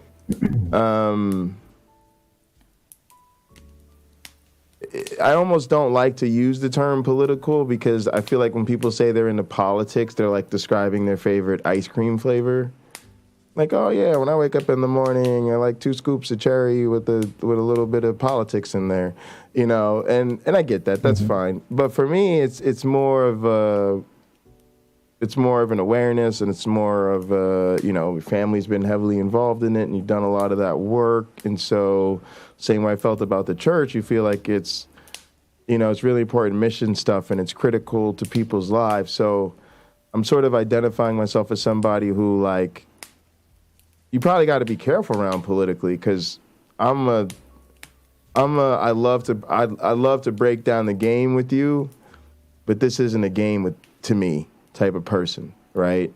And you got to be careful when you're around those people because we're not playing, right? Like, and sometimes, this ain't cards, right? There's real people's lives at stake. We're not playing over chump change, perfect example, like I've been talking a little bit about this Brittany Griner situation. But here's this generational athlete woman, but, she's black and lesbian and non-gender conforming and all of this stuff. And we're optimistic that we could get her out of this. For those that don't know, she's an international superstar basketball player. She got caught with some marijuana vape pens in a Russian airport, and now she's sentenced to 9 years in prison, and she's in some sort of awful Russian penal colony. Oh, okay. I know what's a good idea. Let's trade her for a white guy known as the Merchant of Death. Right? This is why you can't do thought experiments about crime rates and Democratic parties and tying it to skin color unless you know what the hell you're talking about. Unless you're some sort of sociologist, you need to shut up. Because we live in a world today, right now, where our generational black talents who happen to be non-straight and all of that, their lives are being horse traded for white dudes called the Merchant of Death because they're famous international arms dealers. So, yeah, I'm going to tell you exactly where you can stick your thought experiment. Right? Because that's the reality I'm living in. That's where my frame of reference is when I have these conversations is. Well, the amazing thinking going on there is saying, well, she's a sports star. Can we get somebody notorious for her? They're trying to trade up in their point of view. Yeah, it's or they're admitting we don't have anyone more palatable to you than this. This is the best we can do. It's really it's an incredible situation. But again, of course, free Britney, right? We want her home, and she needs to be home. It just goes to show, because again, they wouldn't be trading Brett Favre or something like that for the Merchant of Death. They just wouldn't. It would just Not be now. It'd be a no. Yeah, it'd be a no go. You know, so. It just shows you, like, our bodies are used as tools and chips in a game, and it's just a serious thing, and everybody needs to think about this, because there are limits, right? I am not going to donate half my groceries to starving children in Kenya today.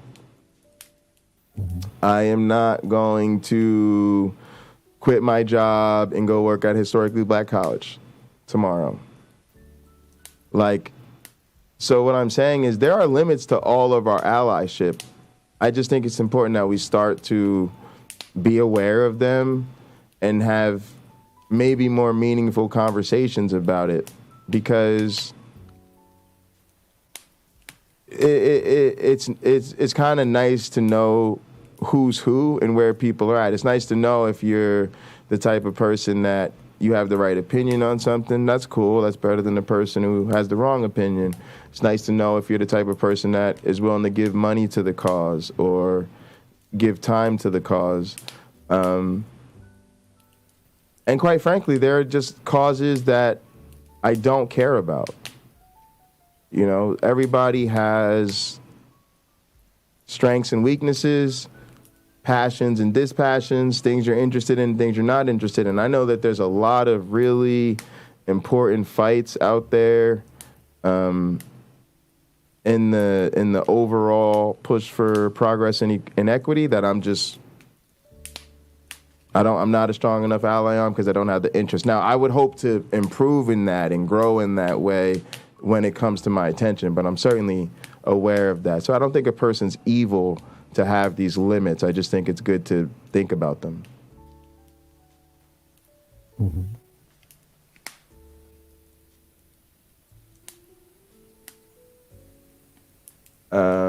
But yeah, something in the comment section. No. That's it. I'm good. Do you have anything? I know you want to. I know you got to get out of here soon. So I want to make sure. I got my coat. My office is like windows on two sides, and it's effing freezing in here. It's got to be like 39 degrees outside. Yeah, I've got the space, the heater, which is on, not space freezing heater. technically. I know. Yeah, it's cold. Yeah, it's cold in Michigan. I told my assistant, I told her to buy one for our office, but she'll do it. She'll get around to it. But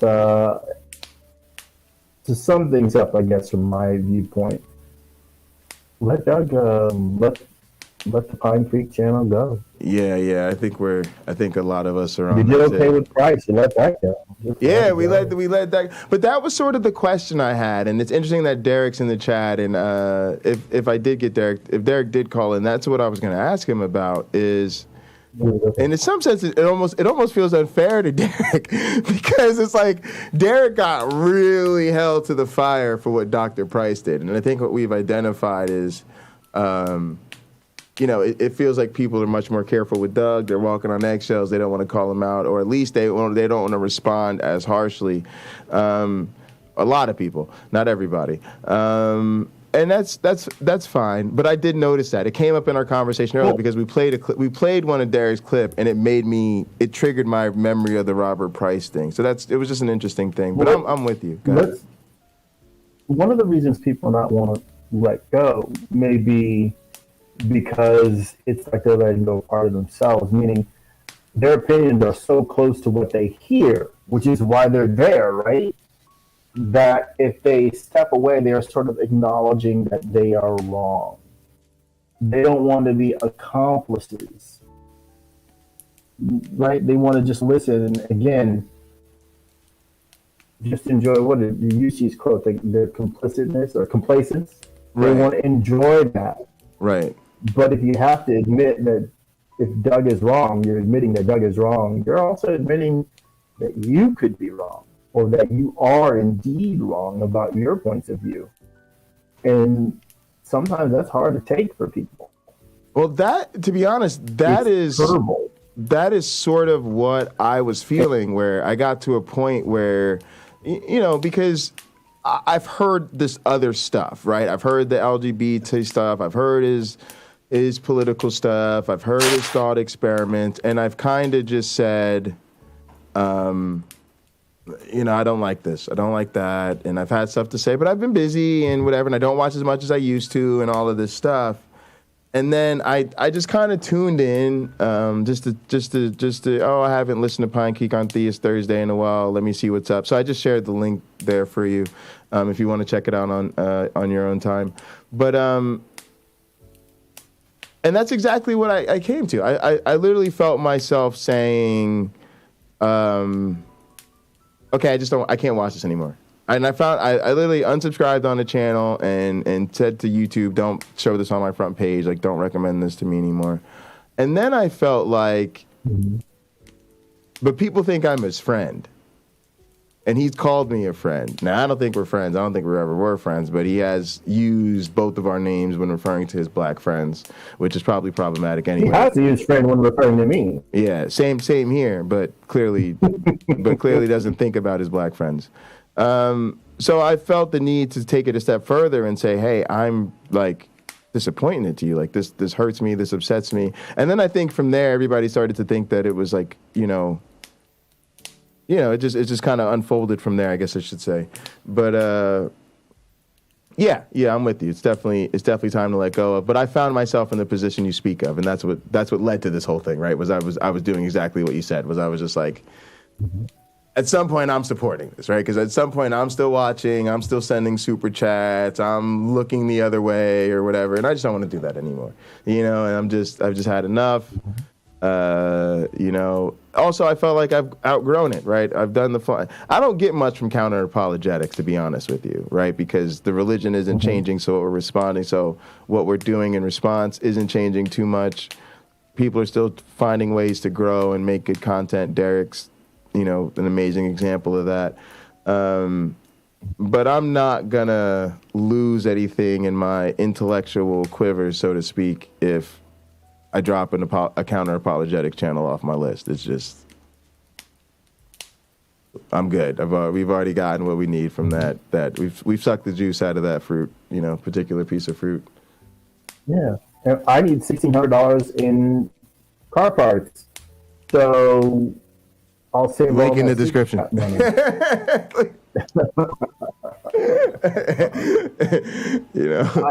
think if my next project is in California, I might start a channel where I talk about the finance side of restoring a vehicle, restoring or modifying vehicles, because I think that could be fun.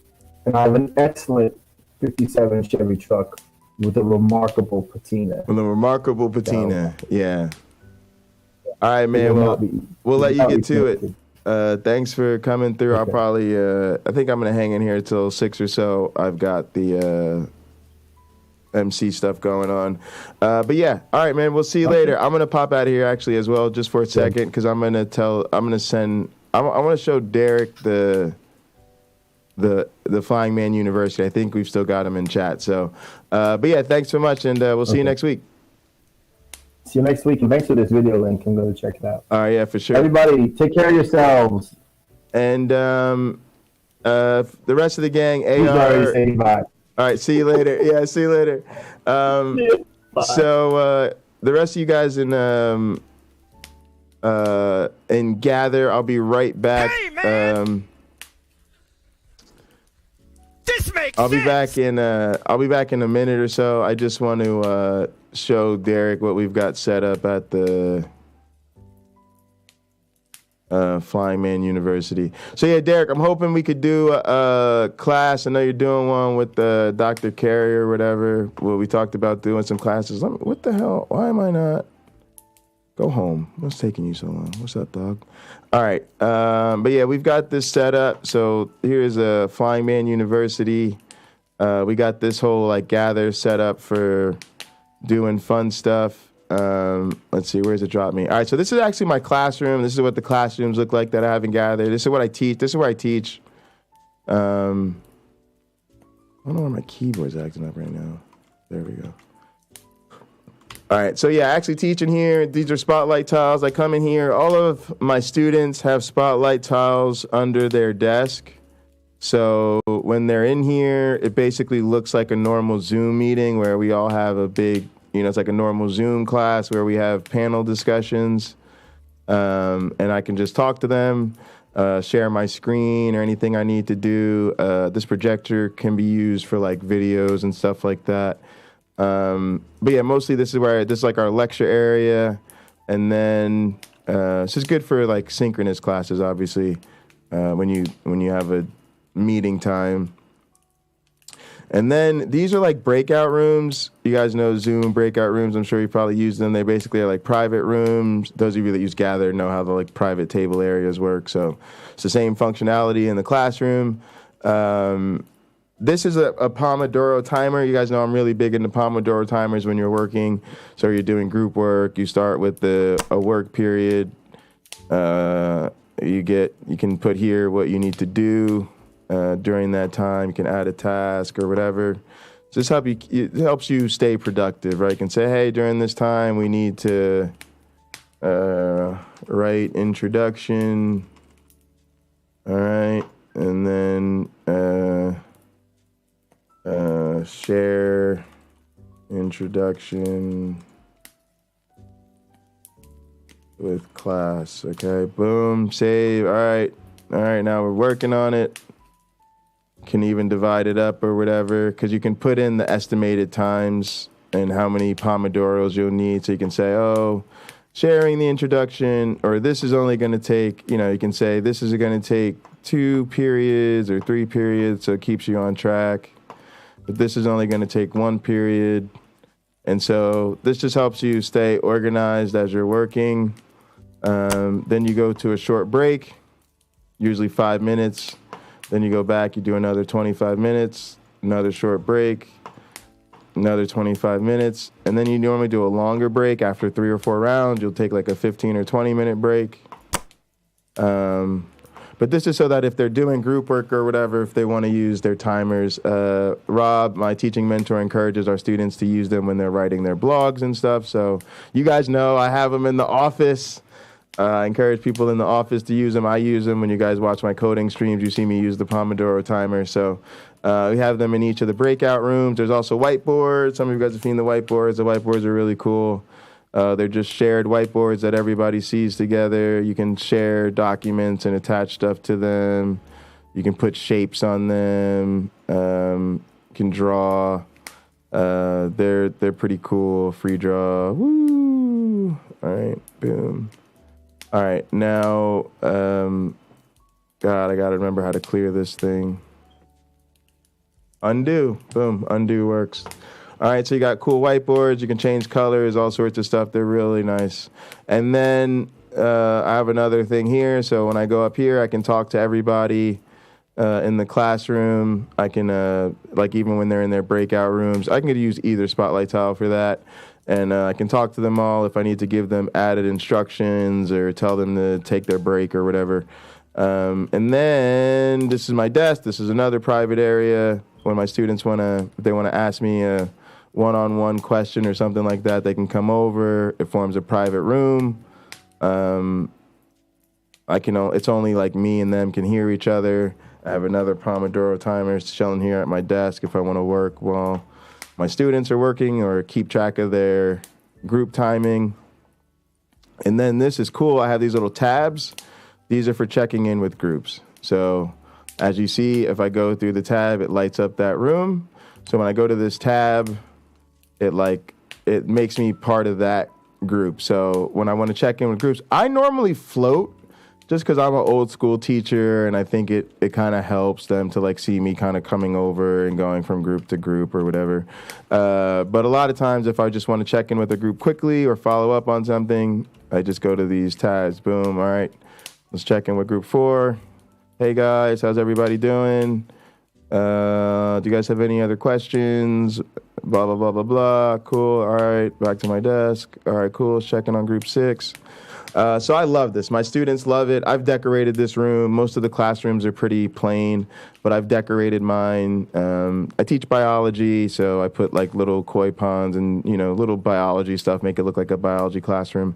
And then also we work with Avita Ed, which is a computational software. My students, they always have to work on their Avita. They need to be using their Avita. So I have little laptops on the work areas and laptops on their desk that I added. That way, it kind of looks like they're working on their laptops because they're working on their laptops. So it just kind of gives the aesthetic. But yeah, it's just how I chose to decorate this particular classroom.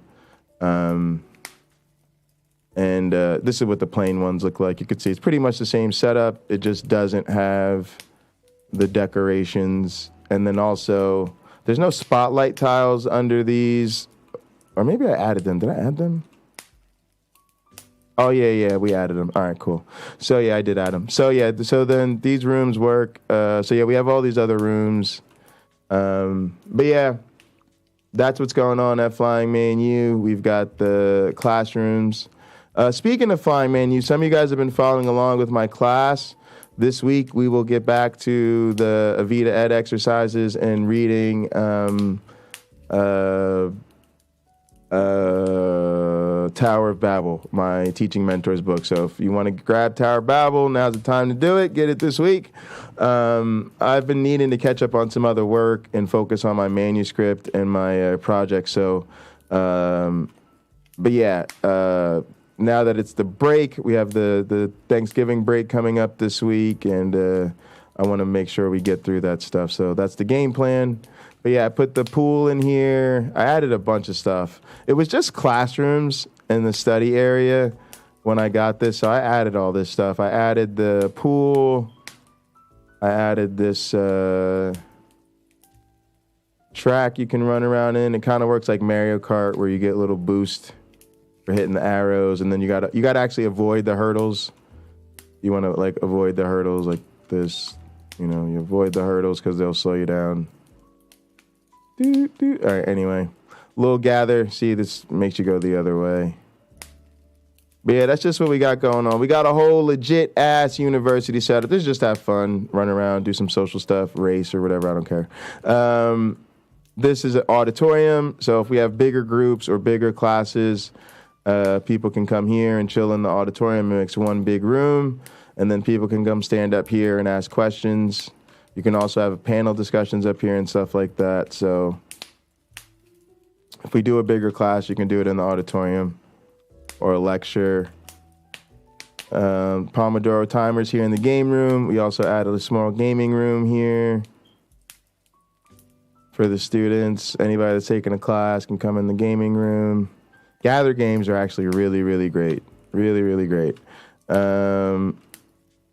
I put a little dive bar. This is just to have a little fun place to play some more games. Let me get out of here.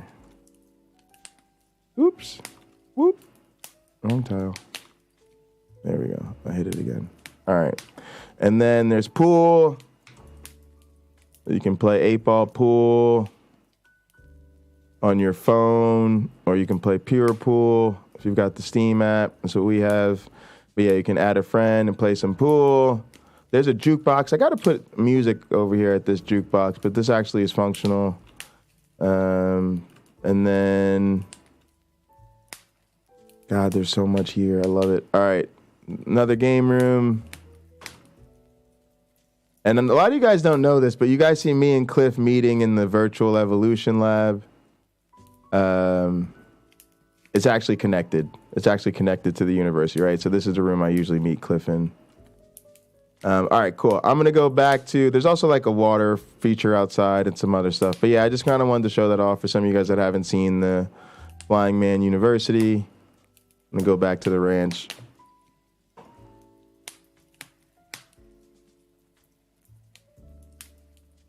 All right, so here we go. Carrie Ann and AR here with me. I'm gonna throw up another couple hands of Pinochle before 6. While I wait. All right, who needs to be muted? I need to go here.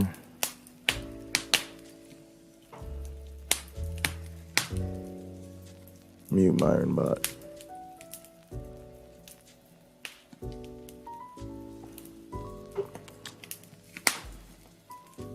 All right, here we go. Wait, why did it not finish the game I was playing?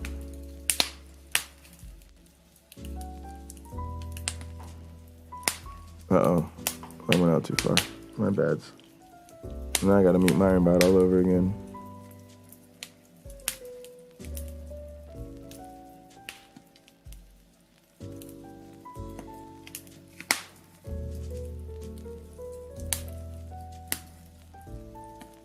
AR, wait, let me fix this first. AR, can you hear me? AR might be playing Pac-Man or something. Why am I hearing that go again? Oh no, there it goes. We're good.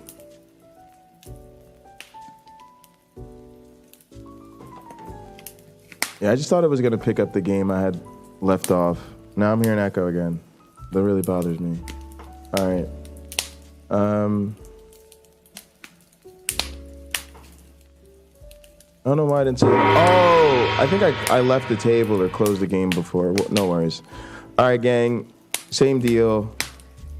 Why am I'm echoing and gather again. It's really frustrating. Myron bot's muted.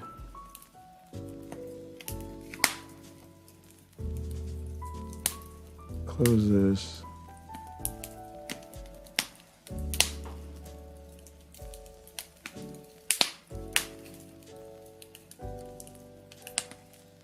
Just in case.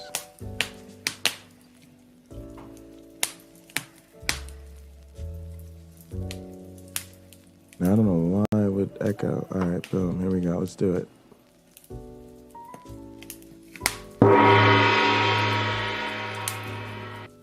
Yeah, no, it's fine.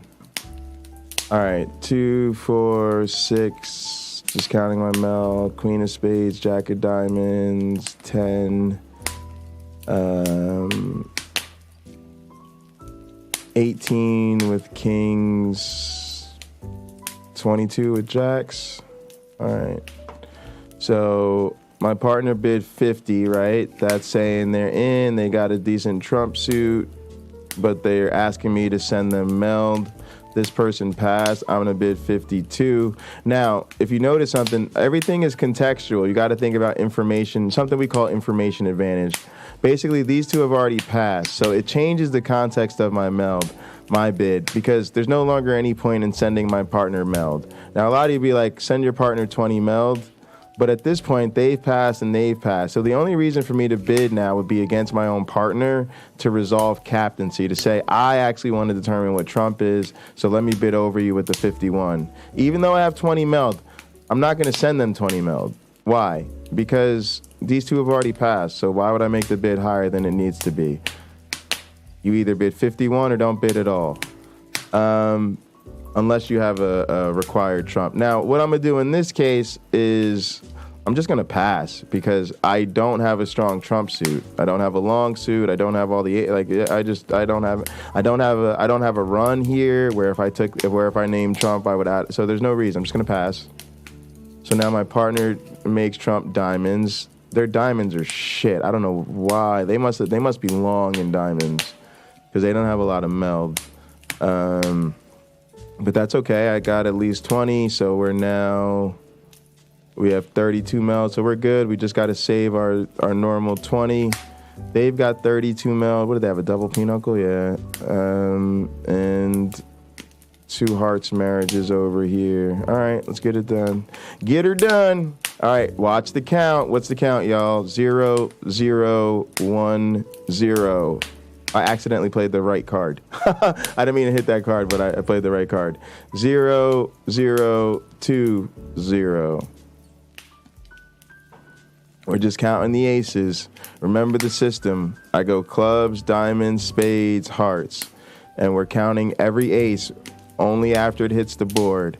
So there's 4 aces of every suit. So we're at 0, 0, 3, 0. I'm playing points to my partner. I'm not crazy about them playing all their aces like that, but that's fine. 0, 0, 3, 0. I gotta play off. Count still 0, 0, 3, 0. Count still 0, 0, 3, 0. Now it's 1, 0, 3, 0. 2, 0, 3, 0. 3, 0, 3, 0. 3, 0, 3, 0. 3, 0, 3, 1. 3, 0, 3, 2. 3, 0, 3, 3.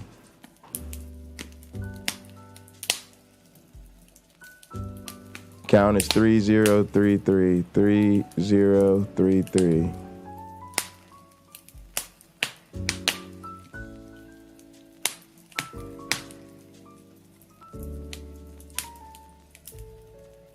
What am I doing? There.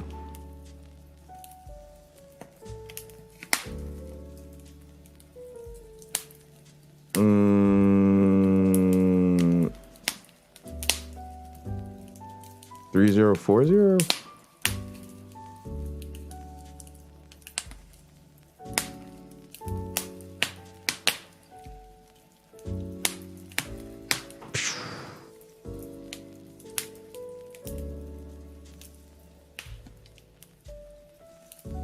Four zero 4, 0.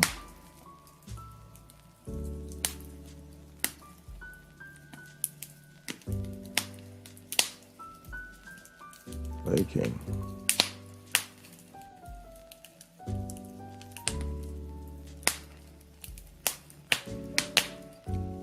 I don't even care about getting in. This is Trump. I don't have any fucking winners. Screw it. Let's play. I think it's 4 0 4 4. I think I lost count of the hearts. I'm just gonna play off.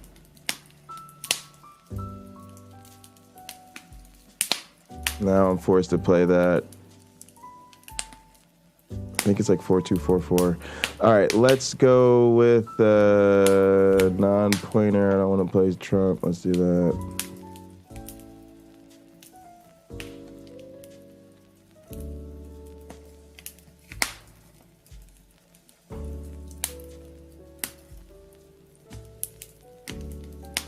The rest of mine. All right, cool. We're good to go. 61. Now we save the hand. Always save our hands. You don't actually have to always save them, but I think you should. It's a study tool when you're playing against a computer. 541. Yeah, it's this one. All right, rename it. 11, 20, 22. What's the timestamp? 1741. Always use military time. Let's do it again. Count our marriages. 2, 4, 6. All right. Single Pinochle. That brings us to 10. We have Jacks 14. All right, perfect. Now my partner passed. This person bid 51. I've only got 14 in meld. I don't have any power. Less than 20 meld, no power. I do not think this is a biddable hand. I'm going to just pass. They're going to take the bid. Running diamonds. Partner has aces. let's move on. We're not going to focus too much on meld right now. I mean, I do when I'm looking at it, but I want you guys to focus on counting aces. 0, 0, 1, 0.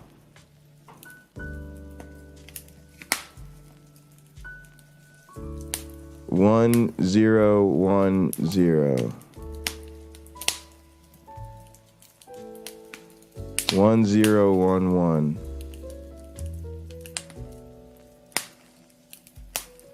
1012.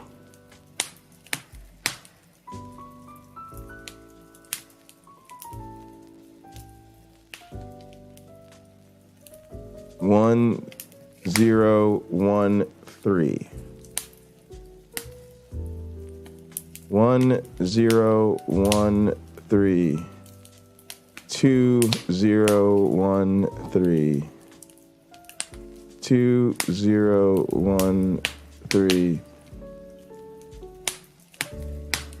2113. 2113. All right, let's get rid of all these damn losers.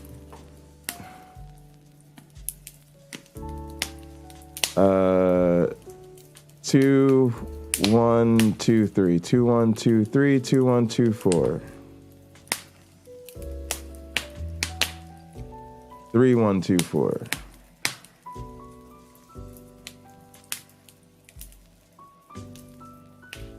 4 1 2 4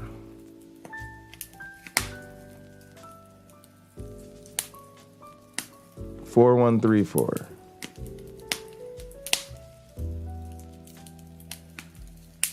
4144.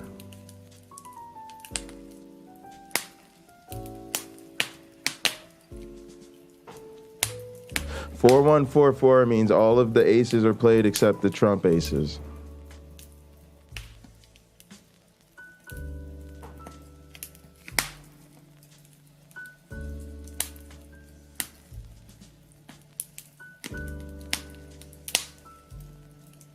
We'll get one here. 4244, 4344. All the aces are played. 4444.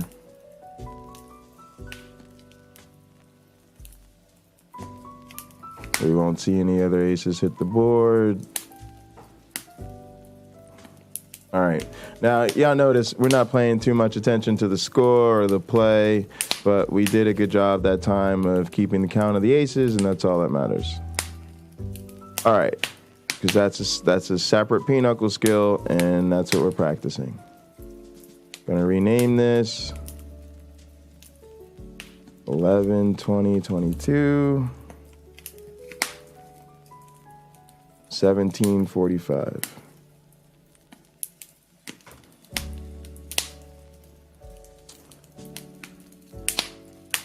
So the bids are in ones, not tens. The bids start at 50. They go up by 1 from 50 to 60. After 60, they go up by 5. After 100, they go up by 10.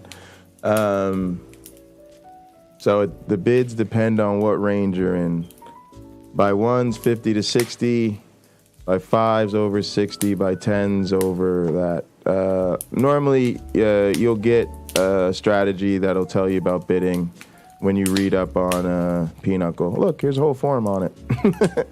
My principles on bidding. Here you go. So this is a great article on bidding. I shared this with Carrie Ann. Where's the stream? I don't have the stream up. Oh, yeah, I do.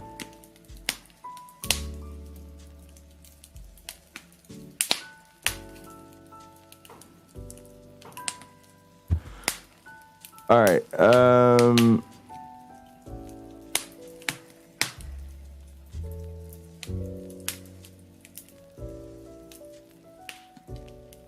right, guys. I'm going to play this real quick because I need to take a quick little restroom break. I'll be right back. Howdy, folks, and welcome back to What the Hell is Going On the Internet. I'm sure that a lot of you know by now that Elon Musk purchased Twitter at the end of October. And it's really been the talk of the town for what some people might consider ass clown behavior. But first, if you're new to the channel, you look really good. But if you're subscribed, you're dummy thick. So subscribe to be dummy thick instantly. It'll happen, I promise. So let's get into it. If you don't know, somehow Elon Musk purchased Twitter for just an asinine amount of money. Just buku bucks. Which is fine, it's his money. Every now and then I splurge on some new posters, so I get it. And everyone's been talking about how he's just been wrecking it. Just taking Twitter for a nosedive into the Marianas Trench. The thing is that I'm just not convinced that it was in its heyday. Like, this isn't peak Vine. Twitter was never the creme de la creme of social media. As far as I was tracking, it was just unanimously hated. As far as I knew, it was the toxic headquarters of the internet, but maybe I'm just on the wrong side of the web. So after spending the cost of a month of cable TV, Musk just started firing people left and right. Anyway, I started blasting. Bang! But one of my favorite things about the entire situation is that Musk has been exhibiting just absurdist behavior. And let's be honest, a lot of fans have seen Musk Daddy as the meme lord for the last couple of years. But people have gotten so used to it, to the point that when this TikToker uploaded a video claiming he had been fired from Twitter via a meme featuring Musk himself, people believed it. Hell, I believed it. I'm not gonna lie, when I first saw it, no skeptical part of my internet sleuthing brain fired off any warning signs. I thought that this was real. It's pretty ridiculous. I've worked at Twitter for over 5 years. I'm an engineer. And I was not fired on a phone call. I was not fired at an in-person meeting. I wasn't even fired over text message. No, I was fired over email. And I'm going to show you the email that Hannah, the new HR director, or whatever the hell she is, sent me this morning, letting me know I was fired. So here's the email that Hannah sent me.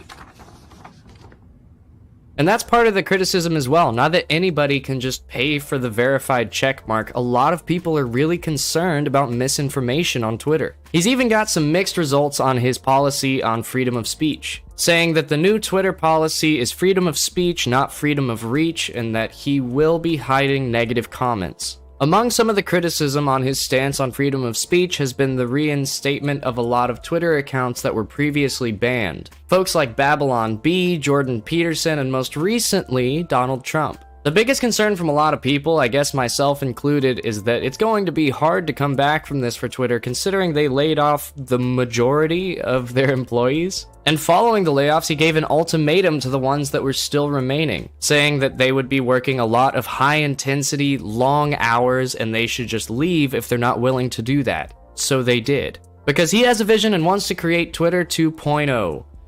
Whatever the hell that means. For now, they said that offices are going to be closed until November 21st as of the time of this recording, most likely to figure out a lot of those internal issues and recoup the loss of all of those employees. Because while he wants to create a bigger, better Twitter 2.0, it's going to be really hard with nobody working on it. There's even some word around the grapevine that he might be looking for somebody to replace him so that he can step back a little bit and just be the idea man. Which is probably the move. I'm sure he has a lot on his plate. Or maybe he just didn't realize the amount of time and effort that a project like this would take. Again, I think a lot of the problems that people have with Twitter and the idea of misinformation were things that were there before Elon took over. Sure, maybe now you can pay for a check mark and seem a little bit more reputable, but now it's also just common knowledge that you can buy the check mark so everyone knows that you should take it with a grain of salt. And it's not like verified people weren't lying before. At the end of the day, maybe it's the final nail in the coffin for Twitter, but it's not the beginning of the descent. It's a lot like putting wasabi on a turnip. Like, it wasn't really delicious before, but now it's just a weird combination and it tastes a hell of a lot worse. At the end of the day, misinformation is always going to be a problem on the internet because you can just say anything. And very few people are going to fact check. I mean, look at that viral TikTok. So many people believed him because it made some sense, and why wouldn't they? I don't know, let me know what you think. Is this really the final nail in the coffin for Twitter, or was it ever really great to begin with? Maybe I just didn't use it enough and realize how amazing it was. But let me know in the comments what you think, because I don't know everything, I hardly know anything. So thank you once again for all of the support over here, and if you like the video, consider liking, commenting, sharing it with your grandmother if she's still alive, and if not, may she rest in peace. And remember to subscribe to the channel to be instantly dummy thick.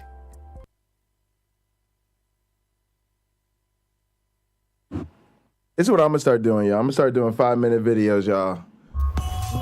This your boy Pocket Locker, and I think Elon Musk is an idiot. All right, y'all, peace up out of here. Nah, but for real though, I do think Elon Musk is an idiot. The plug story kind of pisses me off because, like Sony, I think it's a very anti-consumer move. Sony basically comes up with proprietary versions of everyday plugs just to make sure that only Sony things plug into Sony things. And if it wasn't for the fact that all my friends play PlayStation and Sony makes incredible products, I wouldn't own anything made by Sony, but here we are. But yeah, it fucking sucks. There are 48 counters in Pinochle. So probably maybe, I don't know, maybe 25 in a single deck in the one premium, but in a double deck, there's 50 points, 48 pointers, 16 aces, kings, and tens, because it's a double deck, and then there's a 2-point premium, a 2-point premium for the last trick. Apple does the same thing. Yeah, they're all very bad about that. It's really anti-consumer, and it's not even I don't know, it's just anti-technology, right? Because what we should do is work towards, you know, things like those standard USB-Cs and USB-As and stuff like that, because then the interchangeability is amazing. You know, you could take the same power strip and be like, oh, I need a USB strip for my phone. All right, cool. Stick it in my laptop. All right, cool. Put it in my gaming console. Great. You know, so yeah, we got to start really taking this type of stuff seriously, especially because the economy is so fucking crazy. And so all of these things where it's like, oh, I got to have 3 separate fucking shits, 3 separate accessories, 3 different dongles because my laptop, my phone, and my tablet won't use the same connector. It's a whole lot of people wasting a whole lot of money. It's a waste of development and, you know, product time developing something that's anti-consumer that is just purposely designed to then waste massive amounts of money. And I get that people are trying to make money, but that's not the way to do it. All right, guys, I'm going to call it. I've got a GTA church starting here at 6. I want to make sure I'm on time for that. But I plan to get out of there about 7 or 8 or so. I'll be in Gather. I'm going to stay in Gather. And then we will be in Gather tonight for Sunday Night Football. Please do join us. We'll be gaming, watching Sunday Night Football, eating, chilling, drinking, smoking, doing what we do. Then we will probably be watching some TV. We've been watching Cheers. We've also been watching Weeds. Some of y'all fool been out here smoking weeds, but you ain't never seen Weeds. And man, y'all young, man. I got to put y'all on all these TV shows y'all ain't seen. So we're having a ton of fun with that. And then, of course, we're going to head into the feature movies of the night. I've got some great features on my playlist. And then we're going to do overnight movies. So we kind of do features up front, you know, like a movie or two that's really, really super good. And then we do an overnight playlist of, you know, random interesting movies, TV shows, concerts, gaming, whatever the fuck. It's kind of like the casino vibe. But, yeah, man, appreciate everybody. Hot Program was really fun today with my one black friend. I done fucked around, and I forgot to actually end Hot Program. So all this extra stuff has been on Hot Program. That's okay. So bonus Hot Program. If you're used to watching me on Hot Program, come on over, subscribe to Pocket Locker 86. But yeah, thanks everybody for watching Hot Program. Like I said, Uncle Bobby had to travel today, or get ready to travel today or something. So we didn't do the blackout, but I anticipate 1 p.m. Eastern next Sunday we'll be doing the blackout. I've got some great footage lined up to review with Uncle Bobby. I've also want to say that next Sunday at 3:30 we'll be doing another episode of Hot Program. And like I said, come link up with the gang and gather. Otherwise, I will be back tomorrow. What are we going to do tomorrow? The same thing we do every day. We are taking over the internet. In the name of the Darwin, the Dawkins, and the Christopher Hitchens, science bless you all. Poof!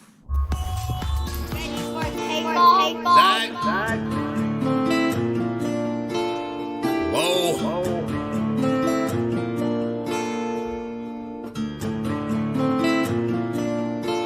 Working hard on my stump, what's the problem? I ain't had shit to show, being modest. Now it's grams of the wax for my conscience. Bron James in LA, you're on collars. I've been jumping on them planes like a hobby. Still moving with the pack like my partners. Shut the John on them jets cause we wildin'. But the bowl is a party on the island, moment of silence. So good, get back to the topic. Grew up, it was me and Flocka. Grandma's and Big T, this my mama. I ain't even for the pain when my pots flip. Knew his name, that's it, never bothered. Mom said, you the man, son, you got this. Ever since I found a way to go and pop shit. Hold up, blaze through a whole zip. Took a seat at the table of my first flip. Days in red roof with my first whip. Spent the money with the gang, never post pics. Seen a change in the game, had to coach it. Never let them take my wangs in the mold, bitch. Ever made in a month, nigga. Used to serve them at the minute just to front, nigga. Goddamn. Had to grow up quick, I made my own rules. Had my first child, got it jumping with music. Can't really hang with nobody who losing. I thought by now that you would go and get it, but I could hardly see niggas this distant. Know you get cropped if you not in the picture. And I made that tag and went got a bag. Shots to the Henny and OG prescriptions, put rebel shit on the map. Took a leap from where I started at. Started ballin' now, I'm Chris Paul and Cass. Got him steady calling for the mold, but I'm on a roll, gotta call him back. And that's all fact.